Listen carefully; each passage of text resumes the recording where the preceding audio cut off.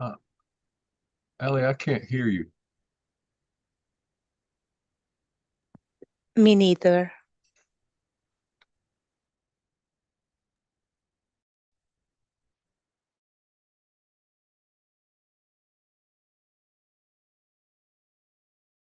Try selecting your microphone input.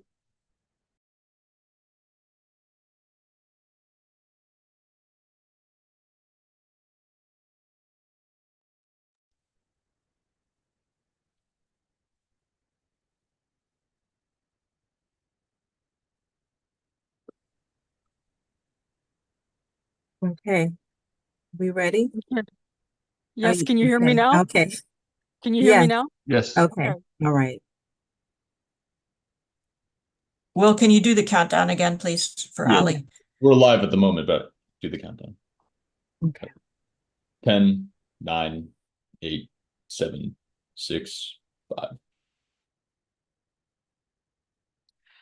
Good morning, everyone, and my name is Ali Munir, and I'm serving as a designated federal official to the U.S. Science Advisory Committee on Chemicals, or the SACC.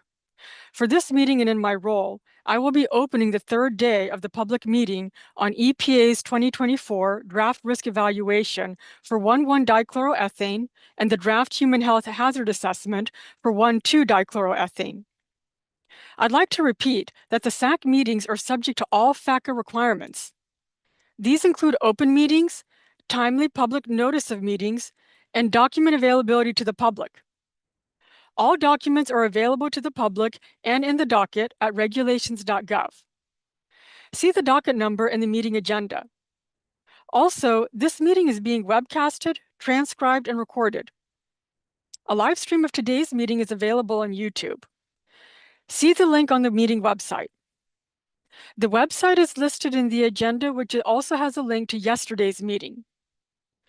We had a successful second day yesterday, and I would like to thank the SACC and the ad hoc reviewers and the EPA team for their presentations, and the public also for the public comments and all the discussions we had yesterday. And now I will hand it over to the chair, George Cobb. Dr. Cobb?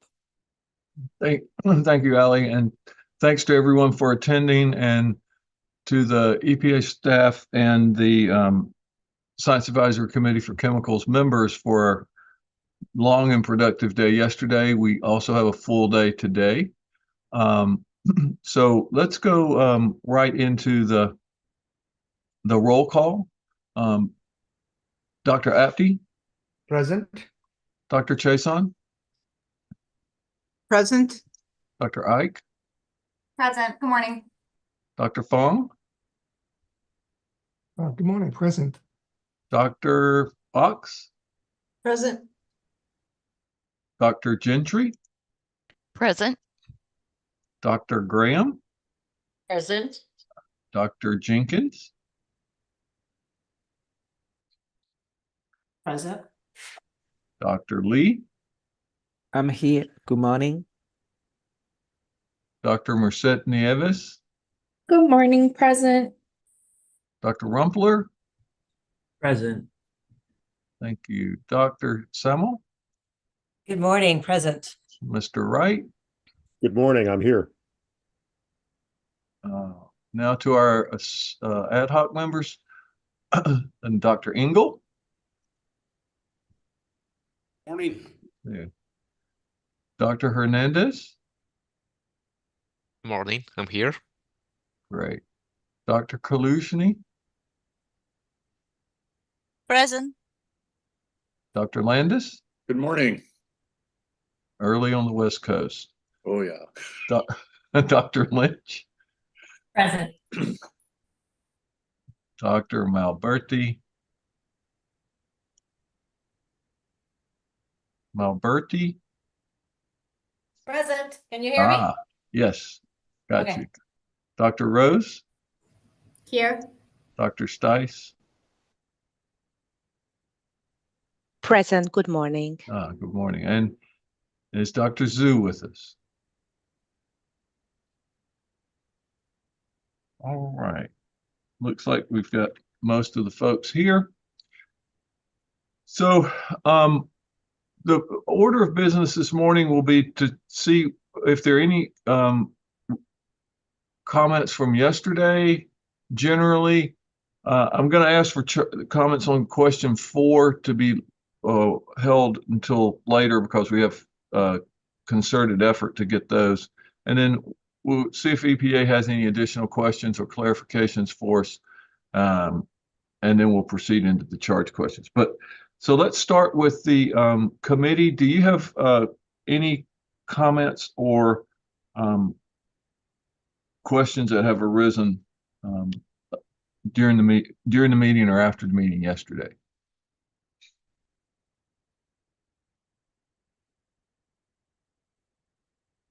Okay.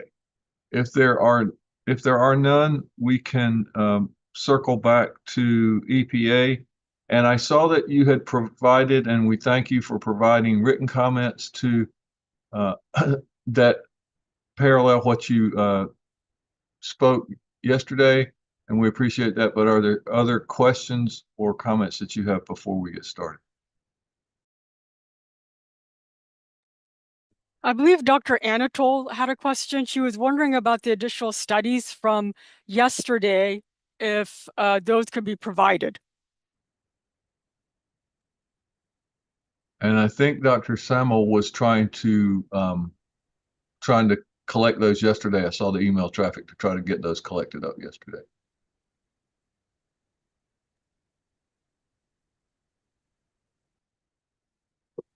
This is Janet Burris from EPA. We do have a clarifying question concerning the charge question. Oh gosh, which one was it now?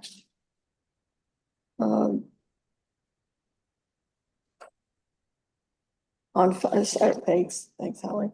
On charge question 5A, where we had the charge question asked for comments and information about the appropriateness and use of the findings from Munson 1982 for deriving short-term and chronic PODs for non-cancer risk to 1,1-dichloroethane and 1,2-dichloroethane.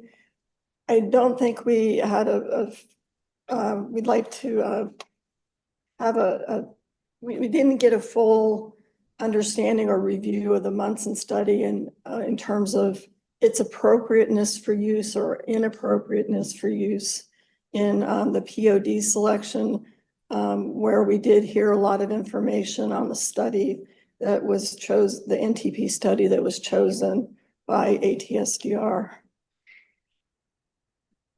So our lead discussant for that was Dr. Ike. I thought I heard a relatively clear demarcation between the two, but Dr. Ike, would you like to say anything about in response Hi, to this that? is Stephanie. Sorry, I'm having an issue with my video here. I'll fix that in a second. But yes, I agree, George, with what you just said, that we felt that the NTP study was more appropriate to use in this context. And I can send over our written responses to this quickly. And so with that, is that sufficient, or are you asking for specific details regarding the Munson study? Is that what you're looking for? Yes, we're looking for specific details as well as more feedback on why concerning the gavage portion of the studies and why that was not fully discussed in the SACC panel comments yesterday. Our gavage comments were more related to, I'm looking here, and so we had said that for the LD50 that it was rated low quality due to poor reporting of the acute study, and this was, for example, purity of the test substance, number of animals and doses that were not reported. And then for the 14-day, that this study was rated high quality despite some concerns with reporting about dose spacing. And then for the 90-day, we had that this was rated uninformative due to reduced water consumption in the high dose groups. Okay, we were yes, and we did hear that. We were looking for more information on the 14-day study, gavage study, which So, and I think I heard just one concern that was raised. Yeah, for in that addition, study. for the 14-day study, we had that in selecting the 14-day study to base the oral non-cancer short-term and chronic POD. We suggest that the agency weigh and explain the related uncertainties and considerations, including the routes of exposure, the type of effects observed, and whether that effect would have long-term or chronic consequences. We felt that these considerations could then inform the uncertainty factors that are reflected in the margin of exposure used for risk characterization. Okay, thank you. Does that help? It did. Thank you very much. Thank you. And these are great conversations to have. Thank you for that question and for the response. Are there other comments related to that from Dr. Engel, Fox, or Landis related to that discussion, because you were all associates on that? So this is Wayne Landis. It captured my comments very well. Okay, great.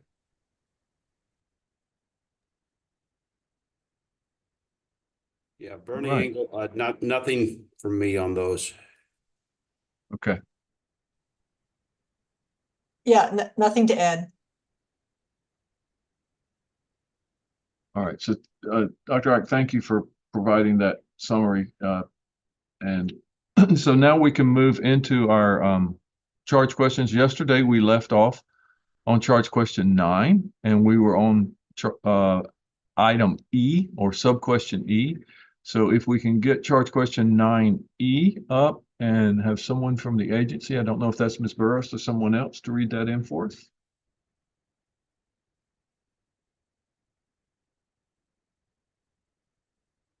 Hey, from EPA Office of Pollution Prevention and Toxics, the Ecological Risk Assessment Division. I am the lead assessor on the 1,1-dichloroethane risk evaluation. So I will be reading into the record, and this is continuing from yesterday. We read the overall charge question which is question 9. And now we are at part E, 9E. So I'll be reading that into the record.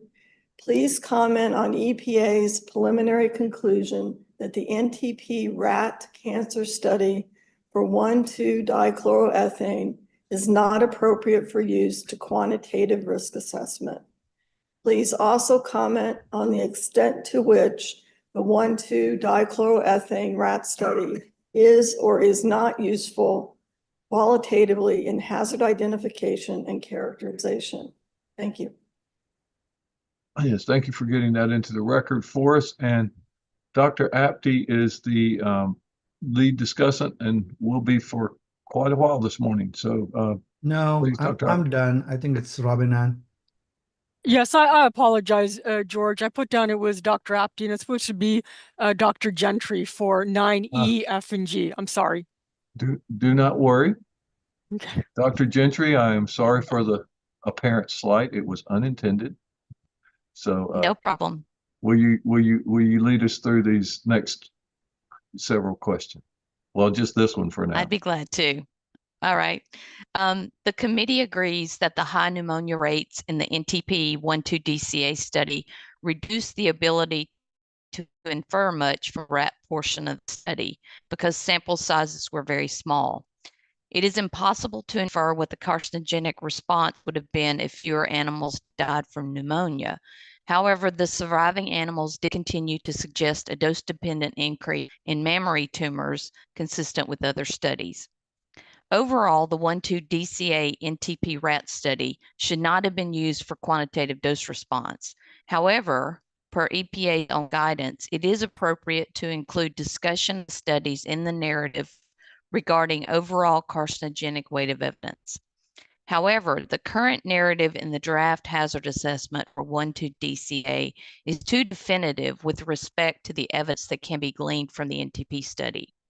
For example, it currently states The NTP 1978 cancer study for 1,2-dichloroethane in Osborne Mendel rats and B6C3F1 mice provides evidence of the carcinogenicity treated by oral gavage for 78 weeks.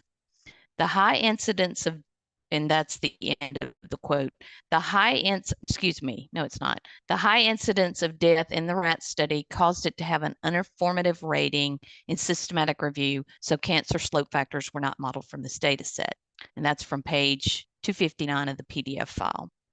This first statement should be revised to state that there is some evidence based on the outcomes, but no definitive conclusions can be made due to the confounding by pneumonia and high mortality rates.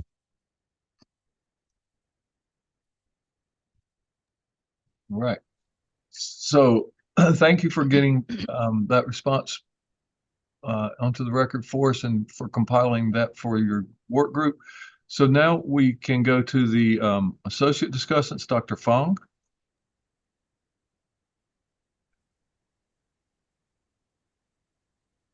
No Dr. Fong. additional comments, thank you. Okay.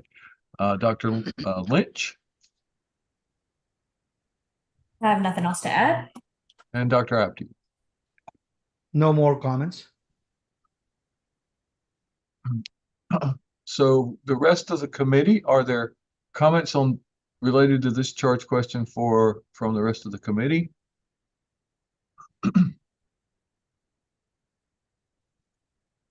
Dr. Gentry, you must have done a great job. So let's go back to the EPA and see if you have clarifying questions related to this response.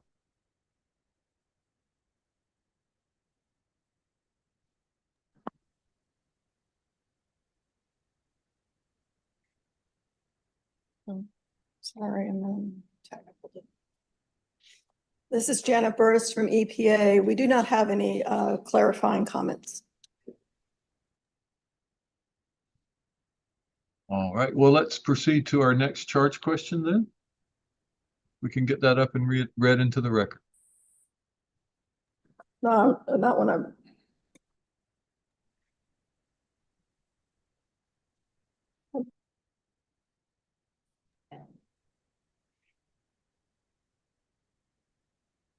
Thank you.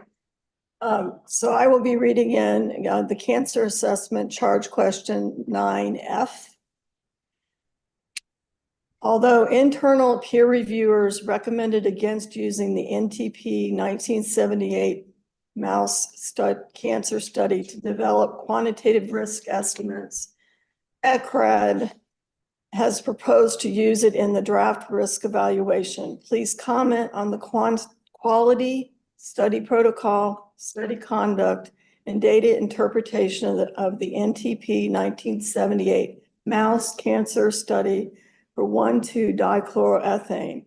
Please include in your comments on the extent to which the 1,2-dichloroethane NTP 1978 mouse study is or is not useful qualitatively and or quantitatively in hazard identification, dose response, and characterization.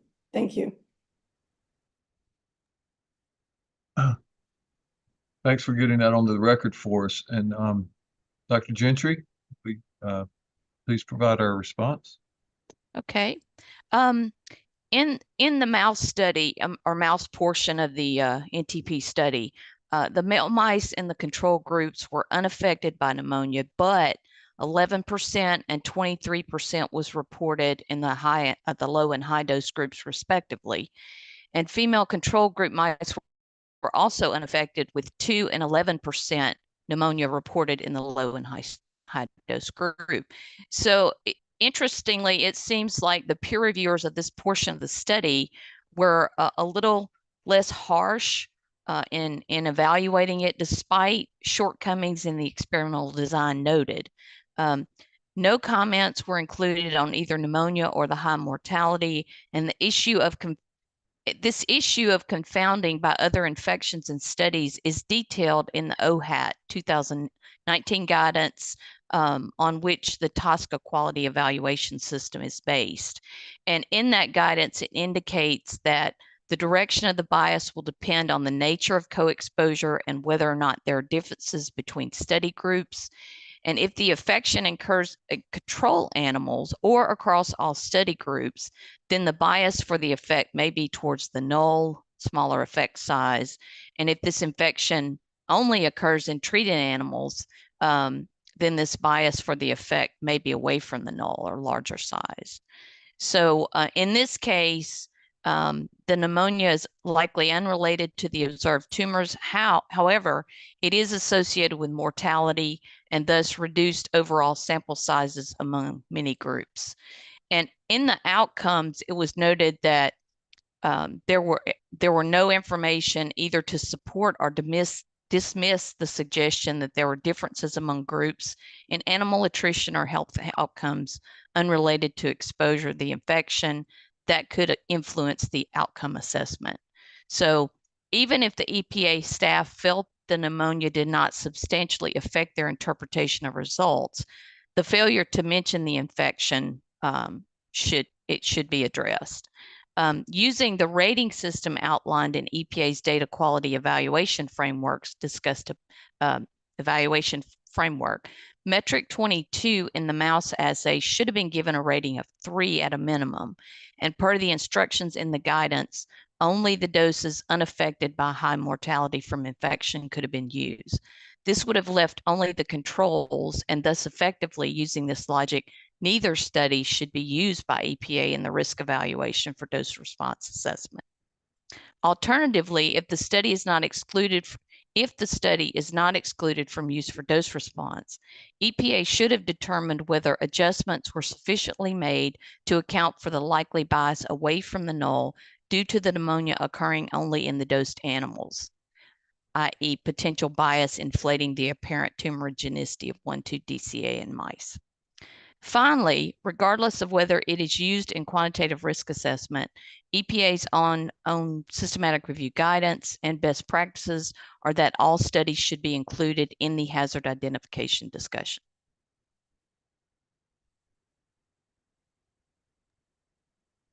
Right. Thank you for that comprehensive response. Let's see if there are other comments from the associates. Dr. Fong?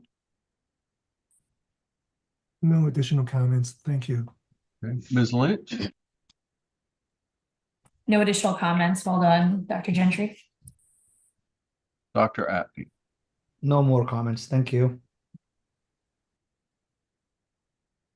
And let's go to the committee now. Are there additional comments from the committee?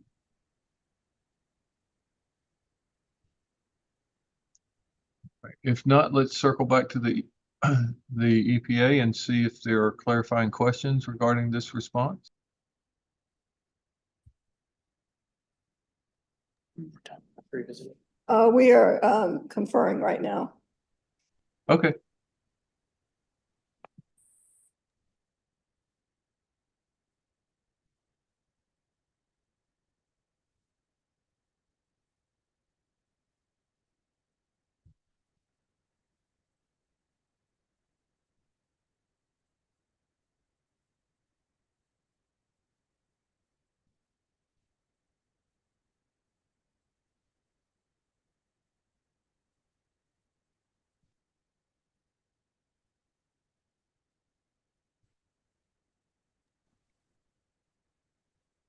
Do we have a link to that? We would like to circle back and confer. We're conferring, and Okay. we'd like to circle back on this after we consult the study. Thank you. Sure, and we can do that later in the day, and that it doesn't have to be right Sure. away. So, Right. Yes. Thank you. all right. Well, Dr. Gentry, remember that they're probably going to circle back and want some clarification from some of this. Okay. And then, so now let's go to subpart G.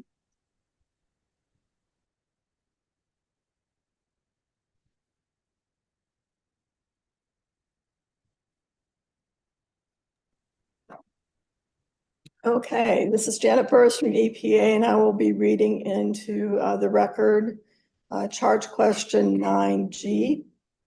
Pending your comments on 9C, E, and F, and if the panel determines that the NTP 1978 rat and mouse cancer studies are not appropriate for use in human health risk assessment, please provide additional comment on the extent to which the oral cancer risk can be and/or needs to be assessed for in the risk evaluations for 1,1-dichloroethane and 1,2-dichloroethane.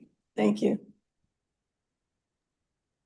Thank you for getting that into the record for us. And Dr. Gentry has our response. The committee agreed that neither NTP study in either species is an ideal candidate for dose response assessment and the development of oral cancer slope factors. Considering the issues with both studies, it is unclear why the 1,2-DCA mouse study was selected over the 1,1-DCA mouse study, given the issues with pneumonia and mortality were similar, and considering that 1,2-DCA is more potent than 1,1-DCA based on metabolism. IARC has not assessed the carcinogenic potency of 1,1-DCA, and EPA classified it as a possible human carcinogen, Group C. Note that generally this cancer classification would not be considered sufficient for quantitative risk assessment. The classification categories are no longer used, but clearly 1,1-DCA does not meet the criteria to be considered a likely carcinogen.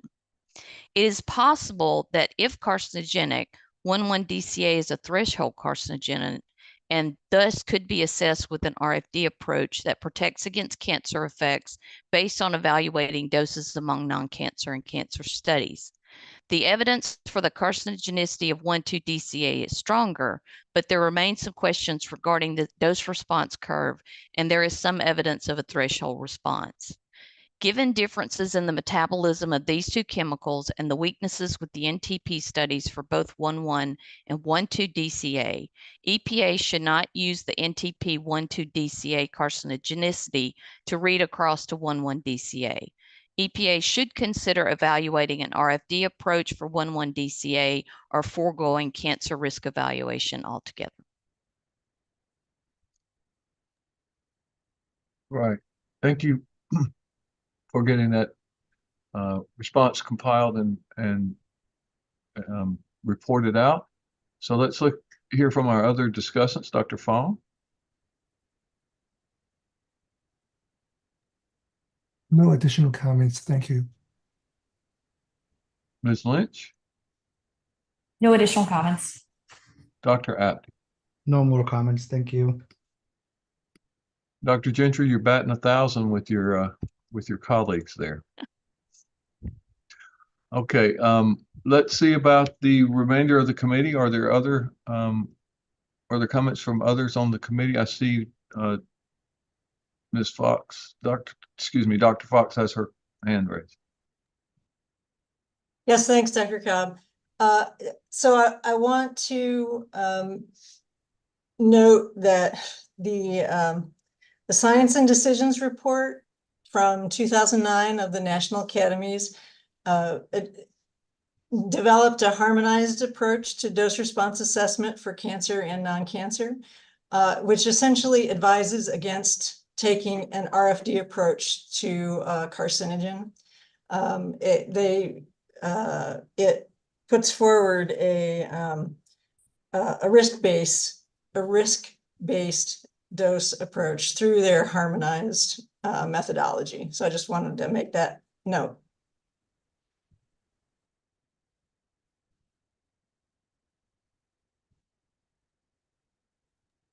Dr. Cobb, you're still on mute. Excuse me. Perhaps that can be captured in the comments as well, Dr. Gentry. Other comments from the committee?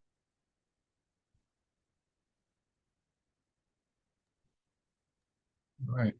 If there are none, we can circle back to EPA to see if they're clarifying questions.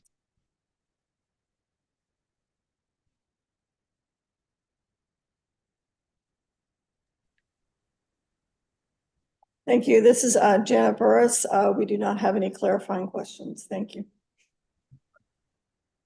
So thank you for getting us through charge question 9. And at this point, we will be moving into charge question 7. And because our agenda got gapped up a little bit, I've got to find charge question 7. There we are.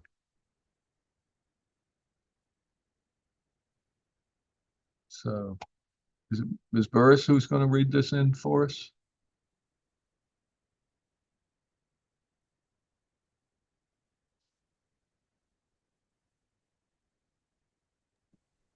Thank you, Dr. Cobb. This is Ali Shahati from EPA, and I'll be reading charge question 7 into the record. As described in section 5.2.6 of the draft risk evaluation, appendix F in the draft human health hazard technical support document for 1,2-dichloroethane, and in the draft risk evaluation for 1,1-dichloroethane supplemental information file benchmark dose modeling, US EPA 2024C, benchmark dose modeling was completed and used for short-term and chronic inhalation, Zhang et al. 2017, exposure durations. See table 5-45, as well as appendix F in the draft technical support document. Charge question 7A. Please comment on the study quality, study protocol, study conduct, and data interpretation of the Zhang et al. 2017 for 1,2-dichloroethane. Please include in your comments information about the appropriateness of using the findings from Zhang et al. 2017 for deriving short-term and chronic inhalation PODs for extrapolating non-cancer risk to 1,1-dichloroethane and 1,2-dichloroethane. Thank you. Thank you for getting that into the record for us. And our lead discussant for this question is Dr. Fox. Yes, thanks. Mary Fox here. So our response for 7A starts with a study quality comment. It is unclear whether this study was done in accordance to a guideline or done under GLP or good laboratory practice. Considering the study protocol, there's very little detail given on the protocol, other than a note that it was reviewed by the lead author's institutional committee on ethics in care and use of lab animals. And this may have been approval for the animal care procedures and was not necessarily the study protocol. So again, that's a little unclear. The study concentrations were determined from previous work, and only male mice were exposed since they were considered to be most sensitive. In terms of the study conduct, there are some what we say are acceptable details. So there's some, there was good reporting on monitoring of the exposure concentrations during the study. The study did report mean and standard deviations. And during the exposure conditions, there was the quality control data was taken, including temperature, humidity levels of oxygen, carbon dioxide, ammonia, and aerosol particle size within the chambers. And all that was monitored and reported. So that's all things that we found acceptable. And all of the experiments were repeated at least 3 times. There are some concerns, though, that the study reports that all mice were housed and acclimated, but details such as whether this was done as individuals or as exposure groups was not stated. The study used whole body dynamic inhalation chambers, and this type of exposure allows for grooming and ingestion of the exposure chemical. So just considering the concentration or the inhaled dose would underestimate the total dose. There were questions about reporting and some information that the study provided about the aerosol particles. So how do the particles in the lung bronchi indicate that more than 90% of the of the particles in the chamber were less than equal or equal to 1.1 nanometer. So there's some confusion and concern about how some of the data were interpreted there. And should the particles have not been in the lung tissue and not the bronchi? As far as appropriateness, the study was done, at least as far as we can interpret, the study was done to interpret the mode of action for changes in sperm and not to determine no observed adverse effect level or no AL. The study does not meet the standard for analysis of short-term subchronic or chronic non-cancer inhalation point of departure derivation. The following deficiencies are noted. So it was male mice only, no females. There was incomplete evaluation of standard endpoints for assessment of toxicity that would be needed to derive the point of departure. So standard organ evaluations, gross evaluation, organ weight, histology. There was no evaluation of the respiratory tract for this inhalation study,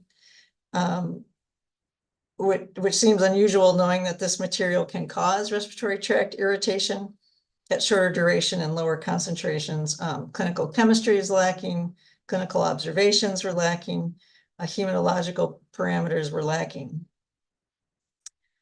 For derivation of health protective limits, this 4-week study is used to support short-term, subchronic, and chronic, with addition of a 3 and a 10 uncertainty factor, respectively.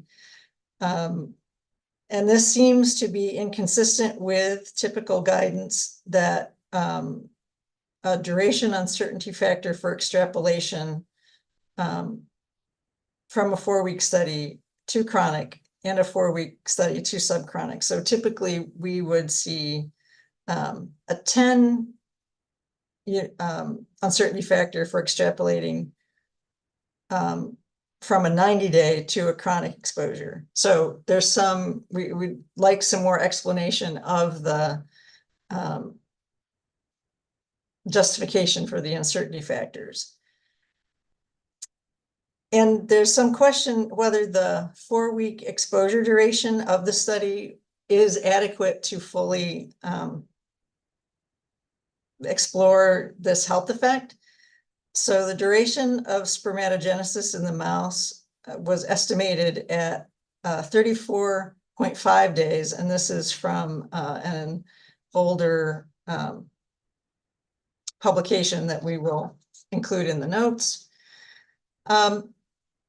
The committee notes the potencies of these chemicals are different, and an adjustment should be used if we extrapolate. As noted in the read across charge questions, in charge question 3, the metabolism is different between the 1,1 DCE and 1,2, excuse me, 1,2 DCA and 1,1 DCA. 1,2 DCA is expected to produce more reactive metabolites and can be considered a worst case analog. Moreover, a complete qualitative and quantitative evaluation of available toxicity for 1,1 and 1,2 DCA was not performed, and therefore evaluation of the appropriateness of extrapolating the findings between the two is difficult. So our recommendations are there needs to be clear justification for using this study for a point of departure derivation. There needs to be discussion and accounting for potency differences. We need to clarify the justification of the uncertainty factors and a more thorough discussion of uncertainty around the implications of the read across is needed. Thanks.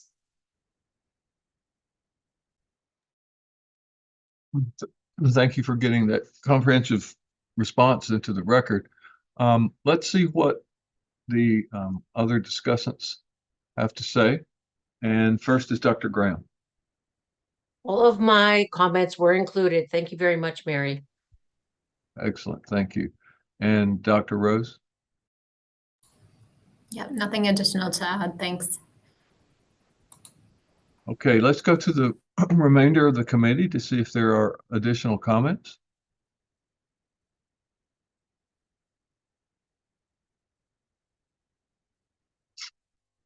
All right, I'm not seeing any.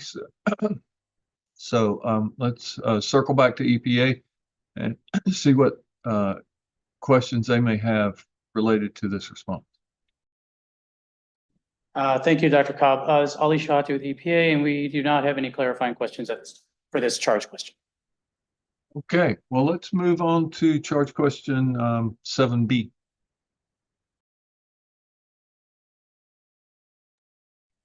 Okay, thank you, Dr. Cobb. This is Ali Shahati with EPA, and I'll be reading charge question 7B into the record. So charge question 7B, please also include comments on the selection of the BMR selected, BMC analysis used, and the clarity and completeness of the description of the BMC analysis. Thank you. Thank you, Dr. Shahati. Dr. Fox has our response. Yeah, so just we request just a clarification in this BMC analysis, and excuse me, specifically for the rationale for selection of the BMR. We ask that the guidance that supports the selection of the 5% BMR be included in the document. And that is the extent of the comment? Right. Okay. That's a brief one. So let's see about if there are any additional comments from the associates and Dr. Lee.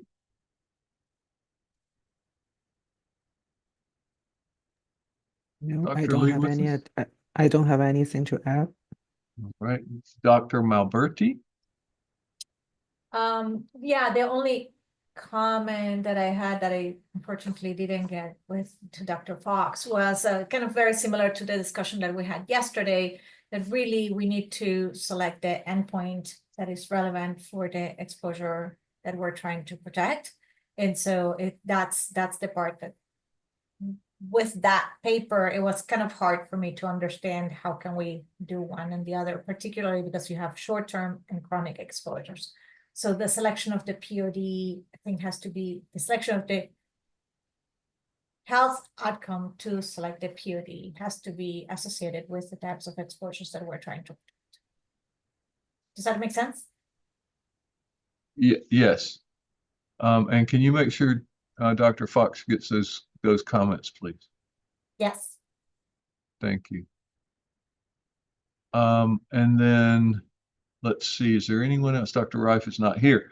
So the remainder of the committee, are there additional comments from the remainder of the committee? Well, very quickly, there was also Dr. Rose, I believe, right? Oh, Dr. you're correct, Allie. I'm sorry, Dr. Rose. I'm very sorry. No problem. I don't have any other comments to add. Thank you. So now to the rest of the committee.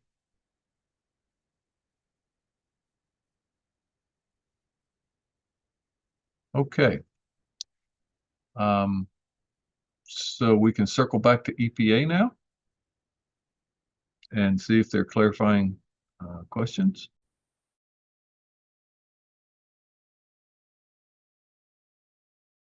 Thank you, Dr. Cobb. This is Ali Shahati. We don't have any additional clarification with the point brought up regarding the guidance. So thank you. Okay, well, we can then move into charge question 7C.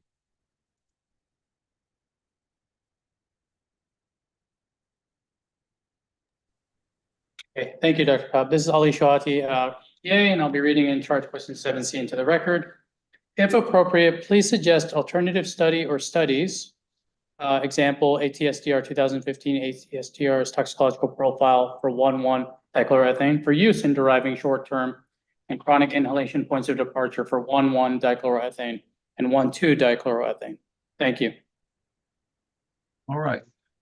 Thanks for getting that into the record for us. And Dr. Fox is our lead discussant again. Also a short response here. So we didn't identify alternative studies, but I hope the rest of the committee will weigh in if others know of something. Okay, so no alternative studies suggested. Dr. Lee? I don't have anything to add. I agree with Dr. Fogg. Dr. Rose? Yeah, nothing more to add. All right, and now we move to the remainder of the committee, and I see Dr. Graham's hand. Yes, in our responses yesterday to 6C, there were several repeated dose inhalation studies on 1,2-dichloroethane in the REACH dossier, which is online, and I supplied the link to that dossier.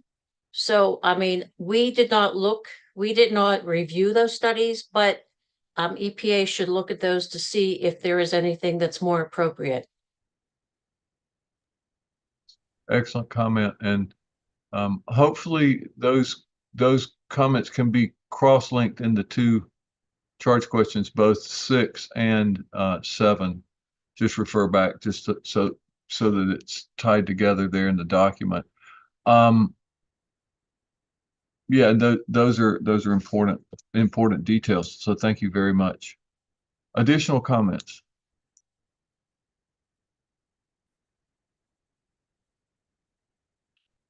All right. Let's see if EPA has any clarifying questions related to charge question 7C. Thank you, Dr. Cobb. Ms. Ali Shahati, EPA, we do not have any further clarifying questions. Thank you. All right.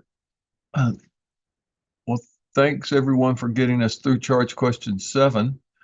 And that went, I'll be honest, that went a lot faster than I thought. I thought 9 and 7 would take a bit longer.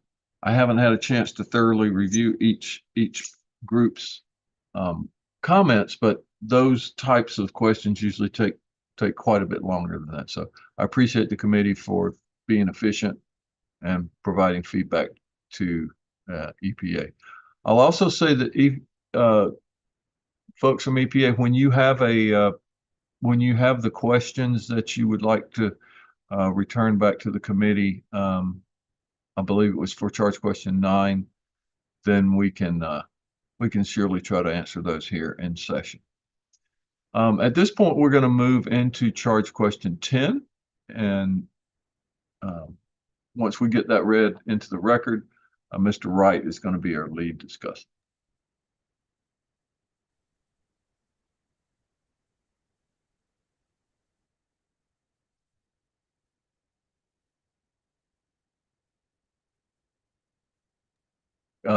See Dr. Gentry's hand.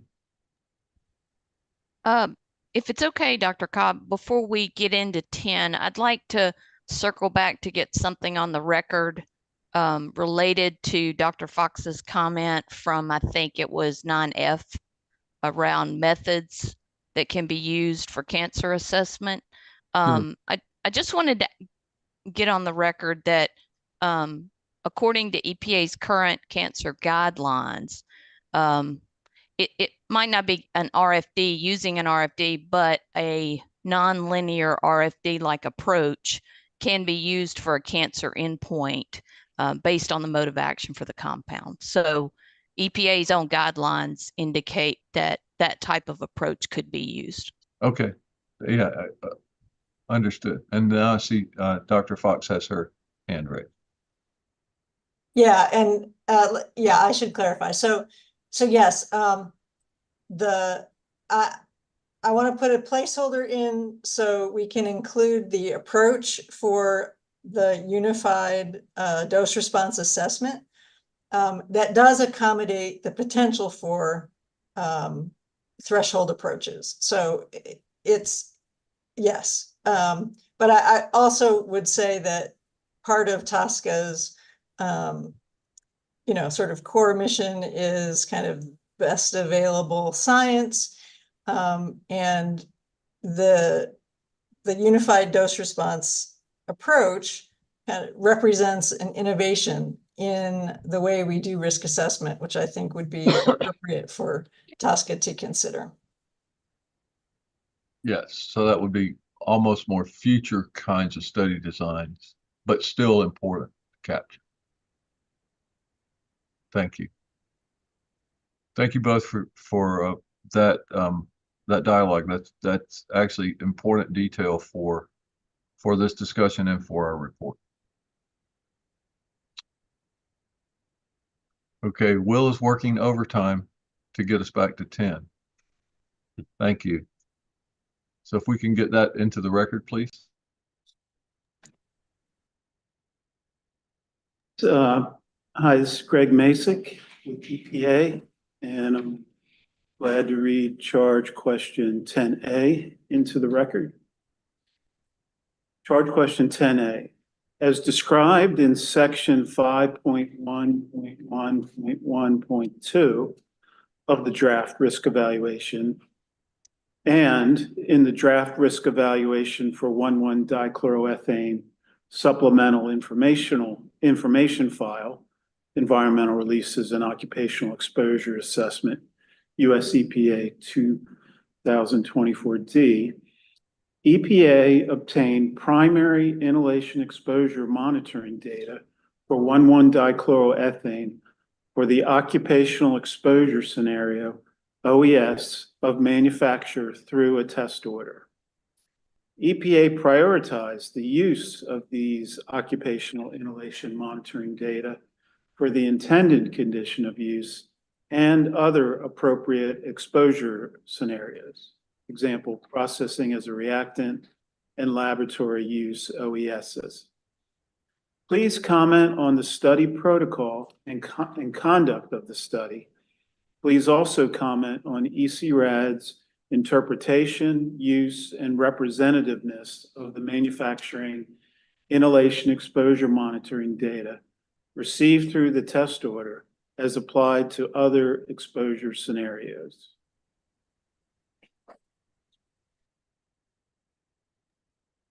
All right, thank you for getting that into the record for us. And Mr. Wright will be our lead discussant. Okay, can you hear me? Yes, we can. Great, okay. If you'll permit me a personal statement to begin with, let me say what an honor it was to be part of this group. I spent my career mostly as a user of research and not a producer. And I was really in awe of the level of expertise and commitment that was displayed by the other SAC members who were assigned to this charge question. General consensus was that the EPA did a pretty good job here, and that job should be supported, but also that improvements could be made. Everyone commented extensively. There is a fair amount of overlap, but the last comment came in Tuesday, so it was impossible to really resolve that in the time available. In addition, some members submitted additional comments yesterday, which they will themselves read into the record.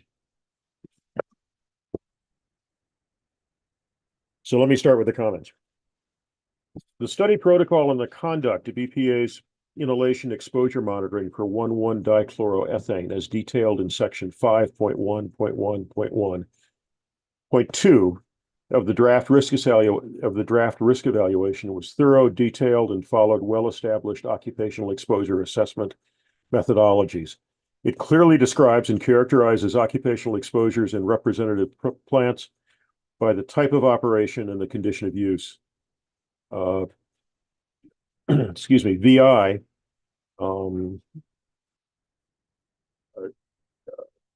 excuse me, VI addressed most of EPA's comments and requests as shown in the detailed question and answer document.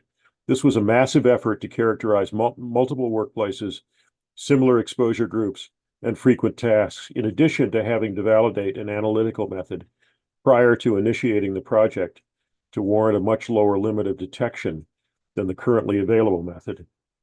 The EPA collected personal breathing zone data through a test order, specifically targeting the manufacturing occupational exposure scenario, which provides real-world exposure data crucial for reliable risk assessment.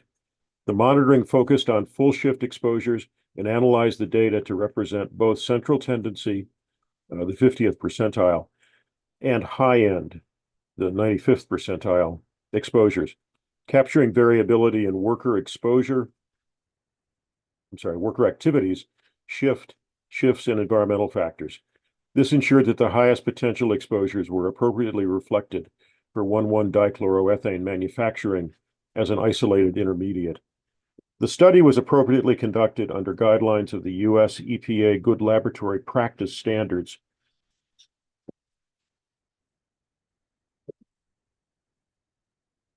Also, quality control measures were implemented throughout the project with specific steps taken to improve the quality of data collection and the handling documented in the quality assurance project plan. All work conducted at the analytical laboratory, Bureau Veritas, was conducted in accordance with the American Industrial Hygiene Association's laboratory accreditation program. The study went beyond the level of quality assurance utilized in most IH monitoring campaigns. It is of higher quality than previous risk evaluations that relied on extensive data sets based on occupational monitoring done for different purposes and without the same level of quality assurance. EPA was correct to adopt the use of similar exposure groups for the manufacturing conditions of use based on the information provided by the Vinyl Institute to further refine exposures beyond the typical occupational exposure scenarios. As seen in previous risk assessments, even with an OES of a specific COU, there can be high variability in the exposures of specific jobs. SEGs help identify and group workers. Those are special exposure groups, and group workers by exposure such that the tasks and jobs with the highest exposures are targeted for evaluation and risk management, and exposure measurement error is less likely with these more refined groups relative to lumping dissimilar jobs and tasks together. ECRAD's decision to prioritize this inhalation data for similar scenarios, such as processing as a reactant and laboratory use, is methodologically sound. The exposure conditions in these contexts are similar to manufacturing in terms of the potential for worker contact with the chemical. However, some differences in exposure duration, handling practices, and engineering controls may exist, and these should be acknowledged when extrapolating the data to other scenarios. Although the manufacturing data is likely appropriate for use in related contexts, ECRAD should consider site-specific variations and worker activities in non-manufacturing scenarios and apply safety margins to ensure conservative exposure estimates. While it is beyond the scope of this RE, the ECRAD staff on risk evaluation would do well to coordinate with the risk managers as early as possible to discuss how the special exposure groups will be used to inform risk management, since this is a new approach in TSCA risk evaluations. For example, how will EPA prioritize risk management rules for occupational scenarios with unreasonable risks, where there are several special exposure groups within the manufacturing COU, where no unreasonable risks were identified? EPA should tailor risk management rules and associated workplace control plans to target only those SEGs with potential unreasonable risks. As described in the protocol, characterization of exposure was carried out during random days, which would represent the variability of exposures that is natural in these types of operations. In fact, some of the samples were collected during emergency situations not representative of routine exposures. EPA should not necessarily focus on the highest exposures measured, but rather use the distribution of exposures characterized by the test order if it is more representative of the activities that workers are likely to experience over time. However, emergencies should be limited to rare and largely unforeseen events not likely to be repeated. A process upset is not an emergency if it happens frequently enough to contribute significantly to exposure. Emergency, therefore, needs a tight definition. Note that some of the special exposure groups, as reported in the results section of the test order, have a geometric standard deviation much greater than 3, thus indicating high variability in exposure profiles, even though the same exposure group was sampled, i.e. operators and maintenance technicians. As described in the test order report, these two groups carried out activities that are not routine, that contributed to the high exposures reported. The representatives of these high-end estimates should be carefully evaluated before utilizing them for risk assessment or risk management decisions. As with emergencies, the concept of routine should be carefully considered. A necessary operation like maintenance or cleaning may contribute substantially to exposure, even if it happens infrequently. For additional discussion on this topic, see the paper by Lynch that was that is referenced here. Other terms would also benefit from a tight definition. For example, high end. That undefined term is too nebulous for a scientific report. From the document, it is not completely clear how EPA generated additional full shift samples for the manufacturing COU. The test order reports N equals 29 full shift samples for operators, and the risk evaluation document report uses N equals 4 or 0. Did EPA convert the task samples into full shift samples? If so, what methodology did they use? Did they assume that the exposure during the task was the same as full shift? Or did they account for the frequency of the task? EPA should provide details on how they derived those values differently than what was agreed upon in the test order protocol. It is not clear why EPA highlighted the top 5 samples that contributed to the variability of the distribution of exposures. Exposure is a random process with many sources of variability that interact multiplicatively and jointly to produce a very wide range of exposures. Due to the multiplicative nature of factors affecting exposures, exposure distributions are skewed and usually well defined by the log normal distribution. We suggest EPA add an explanation for the use of this interpretation of data. It is important to address the exclusion of data from sites where 1,1-dichloroethane is present as an impurity during the manufacturing of 1,2-dichloroethane. This exclusion could potentially lead to an underestimation of risk for 1,1-dichloroethane exposure. However, EPA has clarified its rationale for this decision. According to Table 3.2 of the draft risk evaluation for 1,1-dichloroethane, 1,1-DCA is manufactured as a byproduct or impurity during the production of 1,2-DCA. In Table 1.1 of the Supplemental Information on Environmental Release and Occupational Exposure Assessment, the EPA specifies that this risk evaluation focuses solely on intentional manufacturing of 1,1-DCA, while risks associated with its production as a byproduct or impurity will be addressed in the separate risk evaluation for 1,2-DCA. This approach reflects EPA's strategy of separating the assessments based on distinct exposure pathways and conditions of use. Although excluding the data from sites where 1,1-DCA is an impurity may narrow the focus of the current evaluation, this decision allows for a more targeted assessment of intentional manufacturing. The broader co-exposure risks of 1,1-DCA and 1,2-DCA, both chemically similar isomers, will be addressed comprehensively in the 1,2-DCA risk evaluation. Therefore, the potential risks for 1,1-DCA as an impurity will not be overlooked, but will be captured in the forthcoming assessment. EPA should also note that additional data was provided in the test order regarding plants that manufacture 1,1-dichloroethane as an impurity, and that those exposures are, as expected, significantly lower than those reported in the manufacturing of the isolated byproduct. It is unclear why several facilities were sampled by the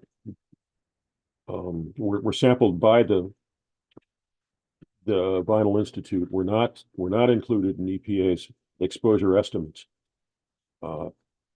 If based on their selection of the high-end facility for 11 DCA, it appears as though the EPA wanted to understand and calculate the risks associated with the worst case only, and thus use the highest exposure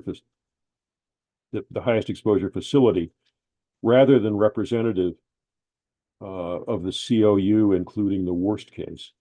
This is further suggested in EPA highlighting the high-end samples. And there's a reference to Table 5.4, worker activities associated with the five highest sampling results.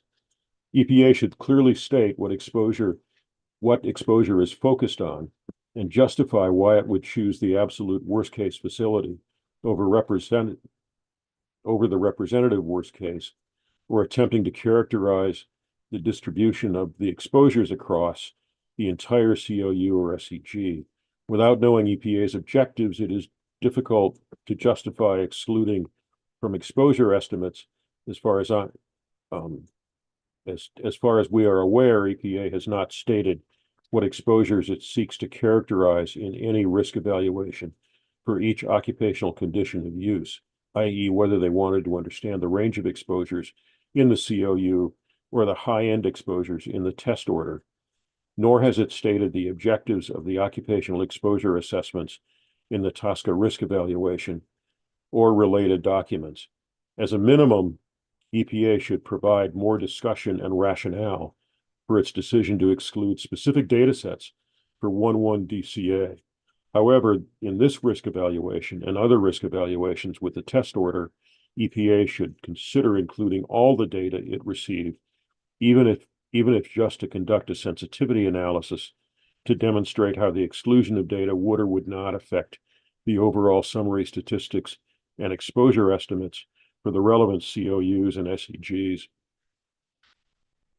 Use of the Vinyl Institute manufacturing data for other COUs may be appropriate, particularly for the processing as a reactant, considering the use of closed systems in both cases.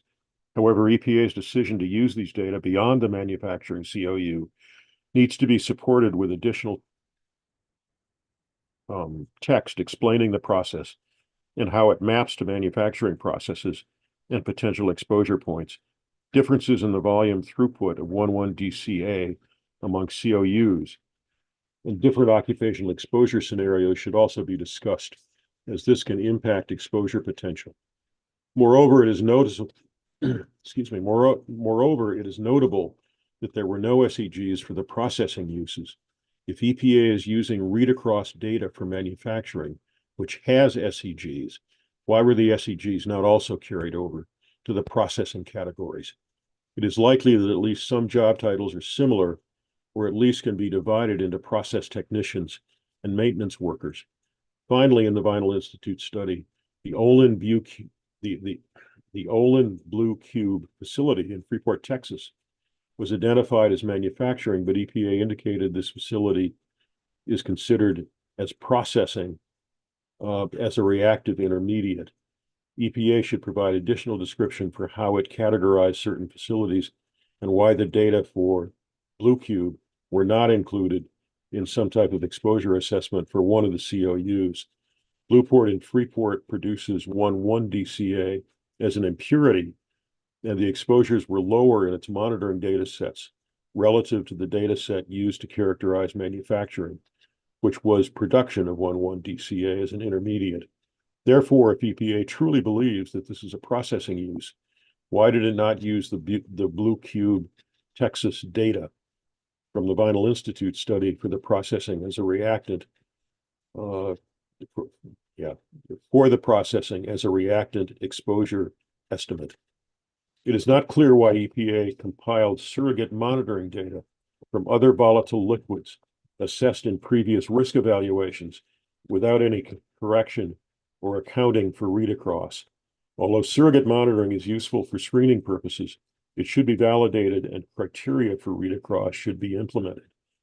For a proposed approach, see the Representative DeFranken or Jane, and those are in the list of references.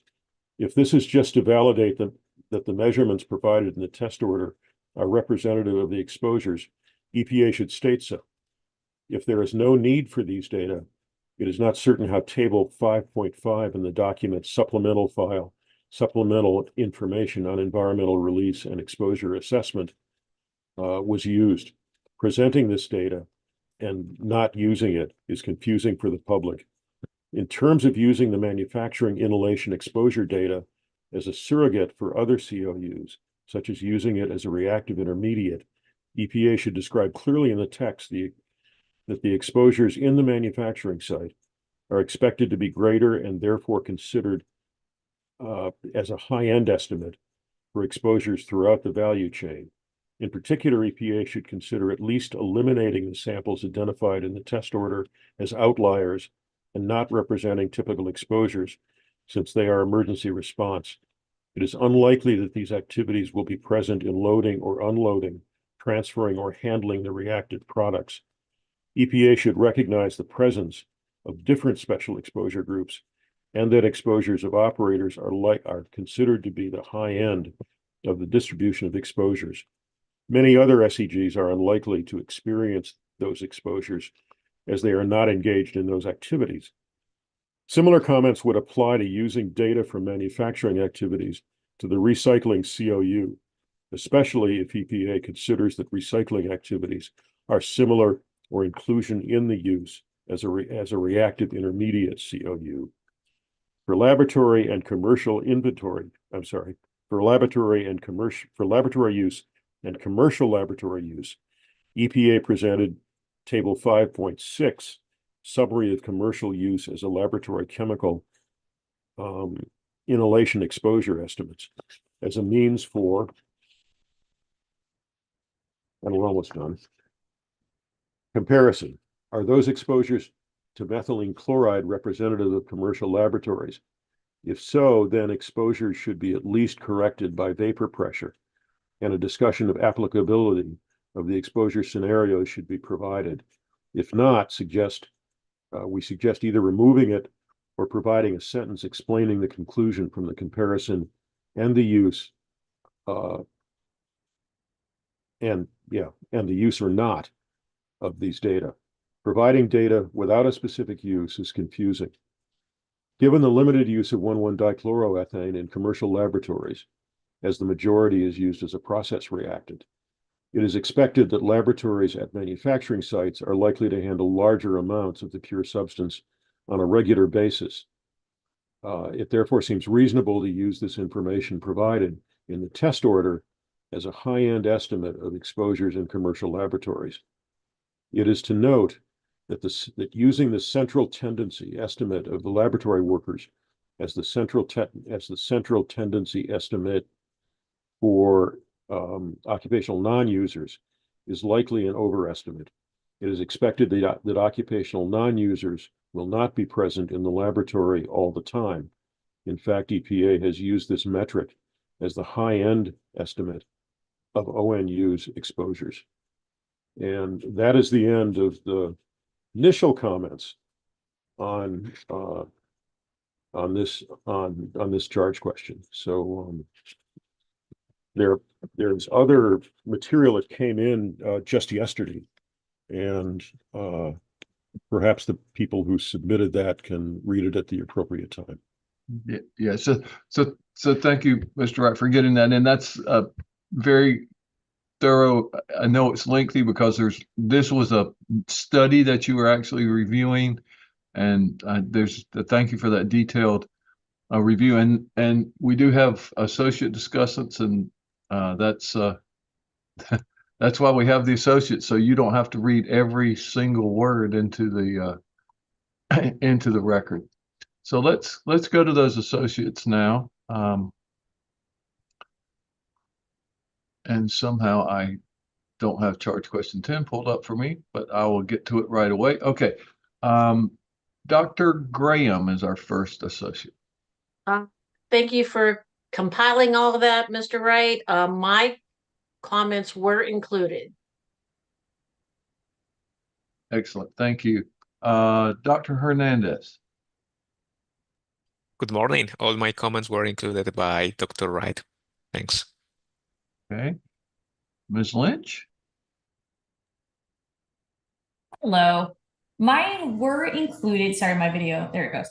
Mine were included, but I apologize. I had made some last night edits, taking some things out after we got some clarification on EPA's approach. So Mike was reading some things that I had written that I would probably take out at this point. So if there's any confusion by EPA on some of the comments, let us know. But I think I just wanted to reiterate because of that, a couple of things. One was that we understand, and I admit I was a little bit confused about the handling of the impurities and byproducts initially and why they weren't included. And now understand that those were, it was a scoping decision to put the impurity generation in the 1,2 DCA assessment with the 1,2 DCA manufacturers. I do think it needs to be restated in the risk evaluation because it's only stated in the scoping document and then again in some of the supplemental occupational exposure approach document, but then it appears in a table that that 1,1 DCA is created as an impurity, but there's no mention of the fact that it's not covered in the risk evaluation. So I would recommend that EPA at least drop a footnote in that table. I forget which one it is, but I have it written down just to remind folks if they're not in the deep supplements and stuff that impurity situation is not being included. However, I still wanted to, and I know that this was decided a long time ago, but I think given all that's happened in the SAC meeting thus far and some concerns over the appropriate use of the read across to 1,2 DCA, I think that maybe in light of that or however EPA decides to proceed, given what the SAC has been recommending regarding read across, there may need to be some reconsideration of how to deal with sort of what's going to end up being summed exposures, I guess, of 1,1 DCA and 1,2 DCA in the 1,2 DCA risk evaluation, which I know is not what we're talking about here, but just in terms of that decision to not include them in this assessment, because there's some relative differences in potency, there could be some cumulative exposure issues there if there's not a scaling of the potency or some other way to handle it, or at least an acknowledgement that would be a conservative assessment if we're adding exposures to these two chemicals and then comparing them to a 1,2 DCA health benchmark. So I just wanted to point out that needs to be thought about, I guess, if you retain the approach that you kept for including the impurities in the next risk evaluation for 1,2 DCA.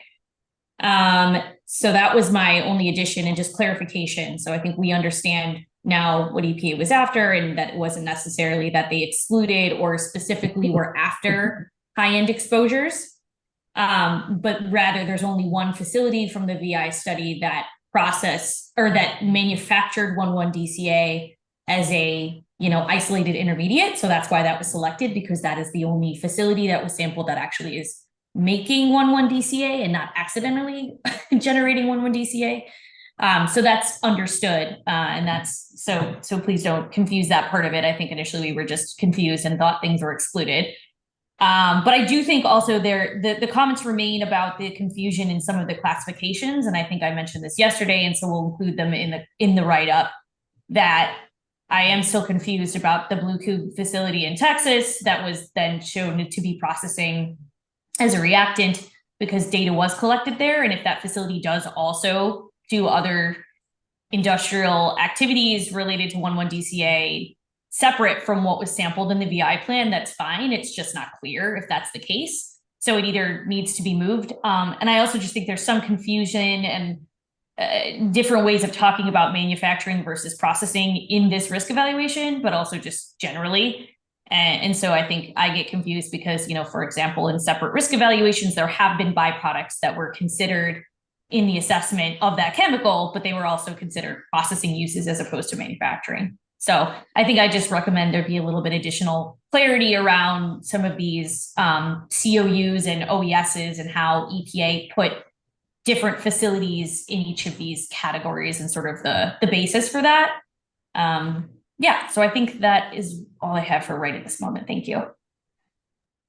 So thanks for that comment. And I actually have a question about that comment. So, and I'm sorry, I had a bunch of emails pinging in my ear. I can't turn that off or my sound goes off while you were commenting. Were you saying that 1,2 DCA was not included as an additive or aggregate exposure here, but 1,1 would be in the 1,2 DCA evaluation. Was that your comment? Or part of your comment? My understanding is by not including the impurity data and from VI, that there was a decision to put that 1,1 DCA impurity OES into the 1,2 DCA risk evaluation. And so my concern is not concern, but it's just something that has to be looked at carefully, considering all the other SAC comments on read across, because presumably you wouldn't have different health benchmarks for different chemicals in a risk assessment for 1,2 DCA. So you would de facto be using health benchmarks for 1,2 DCA to compare with 1,1 DCA impurity information data from that study. So just to kind of with the things that have been said on this meeting in mind, just making sure that they check on that approach and if anything needs to be adjusted.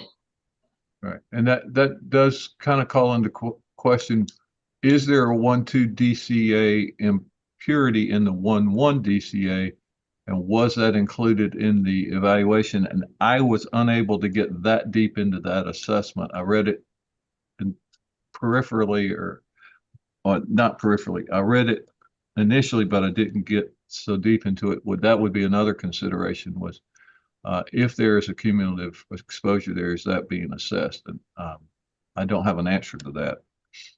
I don't know if anyone on the discussion group has an answer to that. Okay, let's move on to other discussants. I think Dr. Malberti is next. Hello. So regarding that comment of the impurity, I think this is something that so the description of the processes and the risk evaluation address that. I think this is the time where we have to recycle with the manufacturers, who are the ones who would tell us directly if that is the case, right? So that is one thing that I would recommend.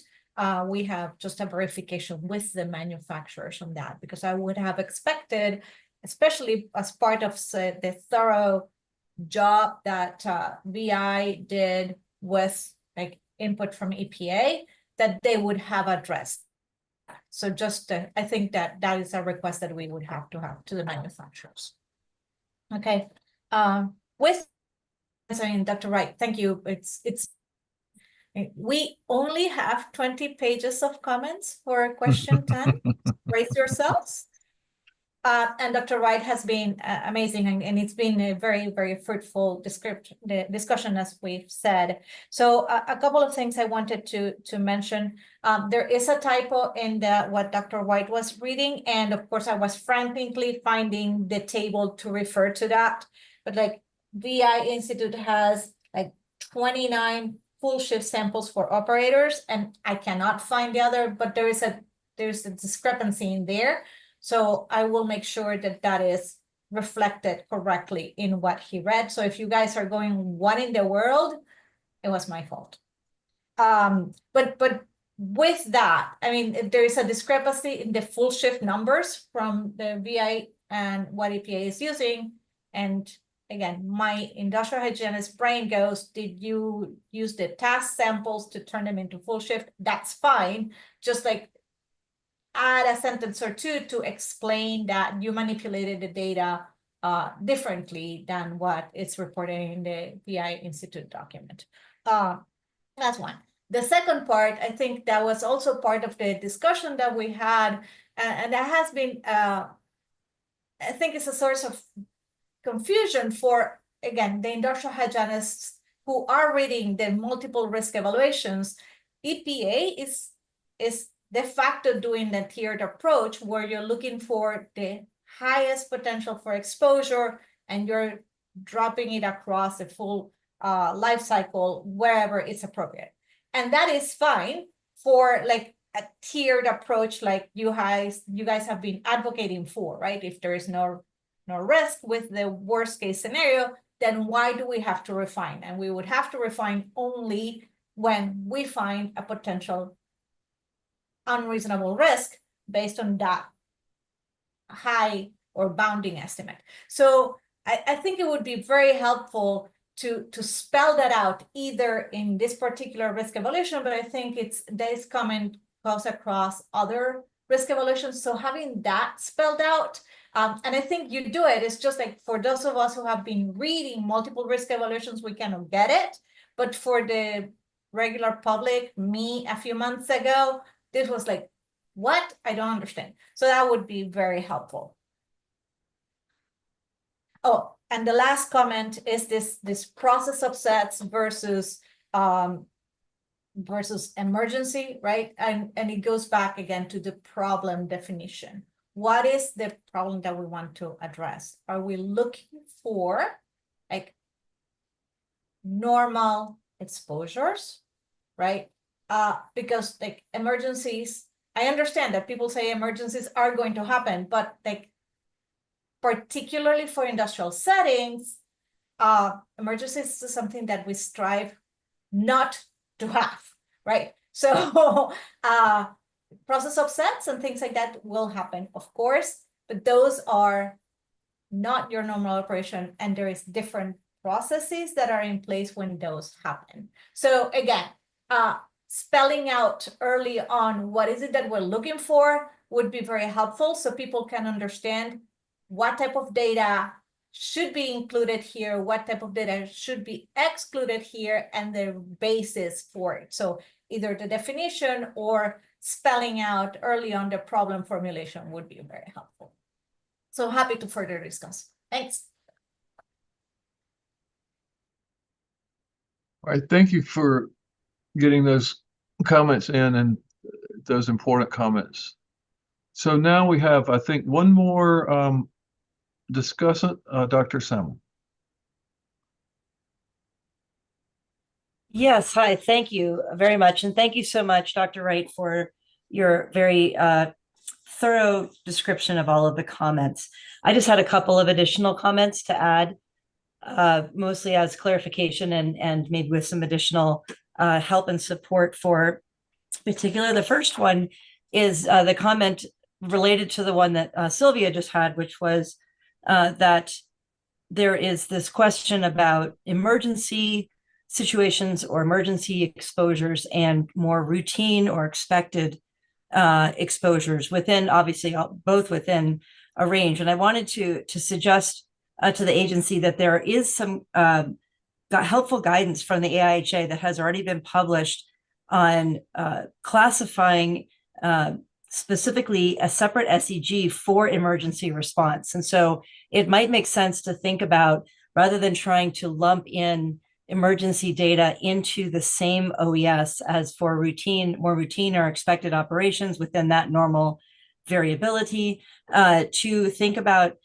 defining an emergency response OES for scenarios in which there are data available and which it's believed that that's an important enough scenario to provide a separate evaluation for COU. And so that is defined in and discussed in Chapter 19 of the AIHA's textbook, A Strategy for Assessing and Managing Occupational Exposures, if helpful. And then I think it is important to think a little bit more about this question of how do we define emergency versus define routine? Because we certainly still want to understand the upper bound of routine and the upper bound of emergency. So I just wanted to also recommend to the agency that, again, this AIHA strategies book that I just cited in Chapter 7 and 8 has some excellent discussion around the ways to characterize the expected exposure profile for an SEG, which typically involves, long-term random sampling. And of course, that's, I think, very similar to what was attempted in this case or done in this case. I think the data set for this particular scenario was excellent from the Vinyl Institute. But that's something that, that the agency could work with stakeholders more directly to request, because a lot of those data are already available. This long-term random sampling data sets that would allow you to understand some of those expected exposures within those bounds of the upper bound and lower bound, to perhaps to supplement additional targeted data which are collected. And then the other thing I wanted to add is that just to follow up to Dr. Lynch's comment that the importance of characterizing the SEG or similar exposure group compared to an OES or occupational exposure scenario, and just being as clear as possible and transparent as possible with those determinations or descriptions, because I think there is a true concern and risk when perhaps multiple SEGs can be inappropriately essentially lumped together into one occupational exposure scenario. And I fully understand that the complexity can get overwhelming, but at the same time, having multiple SEGs in one OES can be problematic from the risk evaluation perspective and then the risk management perspective, because in the end, only ultimately the highest end of the higher essentially exposure SEG is the one that gets addressed in that scenario. So just something to be aware of and keep an eye on with respect to truly characterizing an SEG, so a similarly exposed group, which is not always the same as an occupational exposure scenario. And I think that was it for my additional comments on this one. There's lots of other great comments that I agree with that Dr. Wright has already summarized as well. So thank you very much. Thank you for getting those comments. And this is, again, a complex study and a pretty lengthy question. So it's good to get all of these comments together. I believe that gets us through all of the discussants. So let's go to the remainder of the committee. Can I add one thing to the last discussion? Sure, please, Mike, and then we'll go to the rest of the committee. This is really an example of what we're talking about with routine and non-routine. It's a plant. It was a plant in the Northwest Territories of Canada that was associated with a gold mine. And I've used this example before, and I use it when I teach industrial hygiene classes. But this plant was built to recycle to recover arsenic from mine tailings, gold mine tailings, and it was a cold, wet process that took place entirely within piping and reactor vessels, and the exposure measurements in the plant were all very, very low. The urinary arsenic levels of the workers were, in some cases, more than 100 times what it is in the general population. And the company professed, not to know what was going on. The workers knew what was going on. I talked to them the night before, and they said, yeah, it's like that under what the company calls routine conditions. But when something goes wrong, we've got to crawl into those vessels and do some kind of repair or unclog equipment or things like that. And that's where the exposure was coming from. The next day I asked the company what was the availability of the equipment, and they said around 50%, which meant that half the time it was down and workers were crawling into those things and getting very high exposures with really inadequate personal protective equipment. And but the company called that non-routine. And at least for regulatory purposes, with the workers' comp system, which operates their occupational health and safety system in the Northwest Territories, they kept saying, well, under routine conditions, we only have these very low exposures. So it kind of makes a difference. Yeah, absolutely. So thank you for that. Ms. Lynch, do you have more to add here? I just had one last thing to add, and it's a little unclear to me from the Vial Institute report, because they do reference an emergency response related to 2 samples where the operators were isolating a valve. And so I think to Dr. Maberti's point, I was wondering if that was emergency or just sort of non-routine, would be characterized more as just a non-routine activity. And clearly we've been discussing back and forth the difference between non-routine and an actual emergency. So that's something too that could go back. You could potentially, EPA could potentially go back to the Vinyl Institute and just clarify kind of what is represented there, because I think depending on whether it was truly what they would classify as an emergency versus just a non-routine thing that would happen more frequently than hopefully than an emergency, that might be helpful in sort of interpreting that data set or in those particular kind of outlier samples. That's it. Dr. Marberti. I think we're beating a dead horse, but yeah, I think so. Dr. Samuel's recommendation, kind of putting words, one of the things that I was thinking, right? So having an SCG for emergencies and non-routines, I think that is a very appropriate to have. And yeah, many of us would have like turnarounds and things like that are considered non-routine. Yeah. Thank you. The remainder of the committee, are there comments from the remainder of the committee? Dr. Chase? First of all, I want to commend in the very highest way this committee report and the subsequent discussion about the characterization, if you will, of exposure and the constant use of the word representativeness, which really is at the heart of how these different values for exposure need to be used and applied across the board. I think this is one of the best conversations about this issue that I've ever heard in my career. So again, my commendation, and I think that the conversation goes well beyond just this particular chemical review. I think this conversation is sort of a master class that should be utilized for all of the evaluations that are done by EPA or anybody else.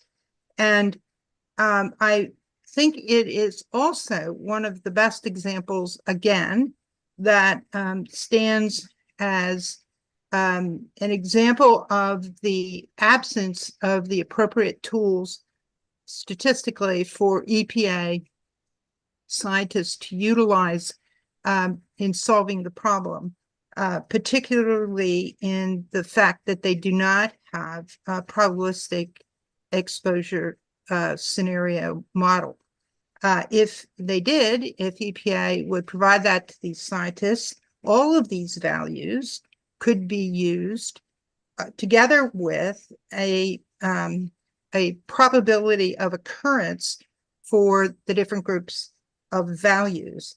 And running that kind of model would yield an exposure assessment that is a distribution of exposure and a distribution of risk that expresses the risk across the full distribution, giving the occurrence would be emphasized as rare. What is the potential exposure and health effect versus routine, which would then provide an appropriate format for EPA to consider risk mitigation strategies. So the EPA certainly always is faced with just picking one value or trying to justify the number out of many numbers that they use for these kinds of assessments. And this kind of conversation would in fact not be necessary, if you will. I think it would be much more useful for the committee to be looking at whether or not EPA has applied probability statistics to the individual values to make such a distribution curve, quote, representative, and reflecting the kind of great experience that Mr. Wright has frequently expressed both in this conversation and in other SAC meetings. So again, I would hope that EPA would provide for these fine scientists the tools that they really need to use for specifically this kind of situation. Thank you. Thanks thanks for getting that in. I know that's a discussion that we've been having for a couple of meetings now. Dr. Landis. Dr. Jason, thank you very much. That was an excellent point. And my point relates to that. During this discussion and in my readings, there's a lot of back and forth about what's appropriate to include or not to include. Where in my area of risk assessment, we're happy to get data. We have a completely different kinds of data sets than you guys have. In my mind, you guys have lots of information and you're only using parts of it because you seem to have to be making choice after choice about what to include and not to include. But you don't know because you haven't set up the framework to do a calculation is what is really going to be driving risk and not driving risk because you don't have an entire quantitative process set out. This is essentially what Dr. Chasen was discussing, is that we make this assumption and that assumption. This contaminant might be important here, may not be important here. Oh yeah, we should include people going and having to clean the tubes, and maybe you should. So there seems to be no quantitative way of evaluating these decisions in the current scenarios because it's not set up to be probabilistic and causal in many ways. So that's a concern I have, is that people are making many different kinds of decisions without a proper quantitative background. And that's where, as Dr. Chasen said, a probabilistic approach would be enormously helpful and, in my mind, much more efficient. So that's my first point. The second thing is contaminants. We keep talking about this is contaminant for this and so forth and so on.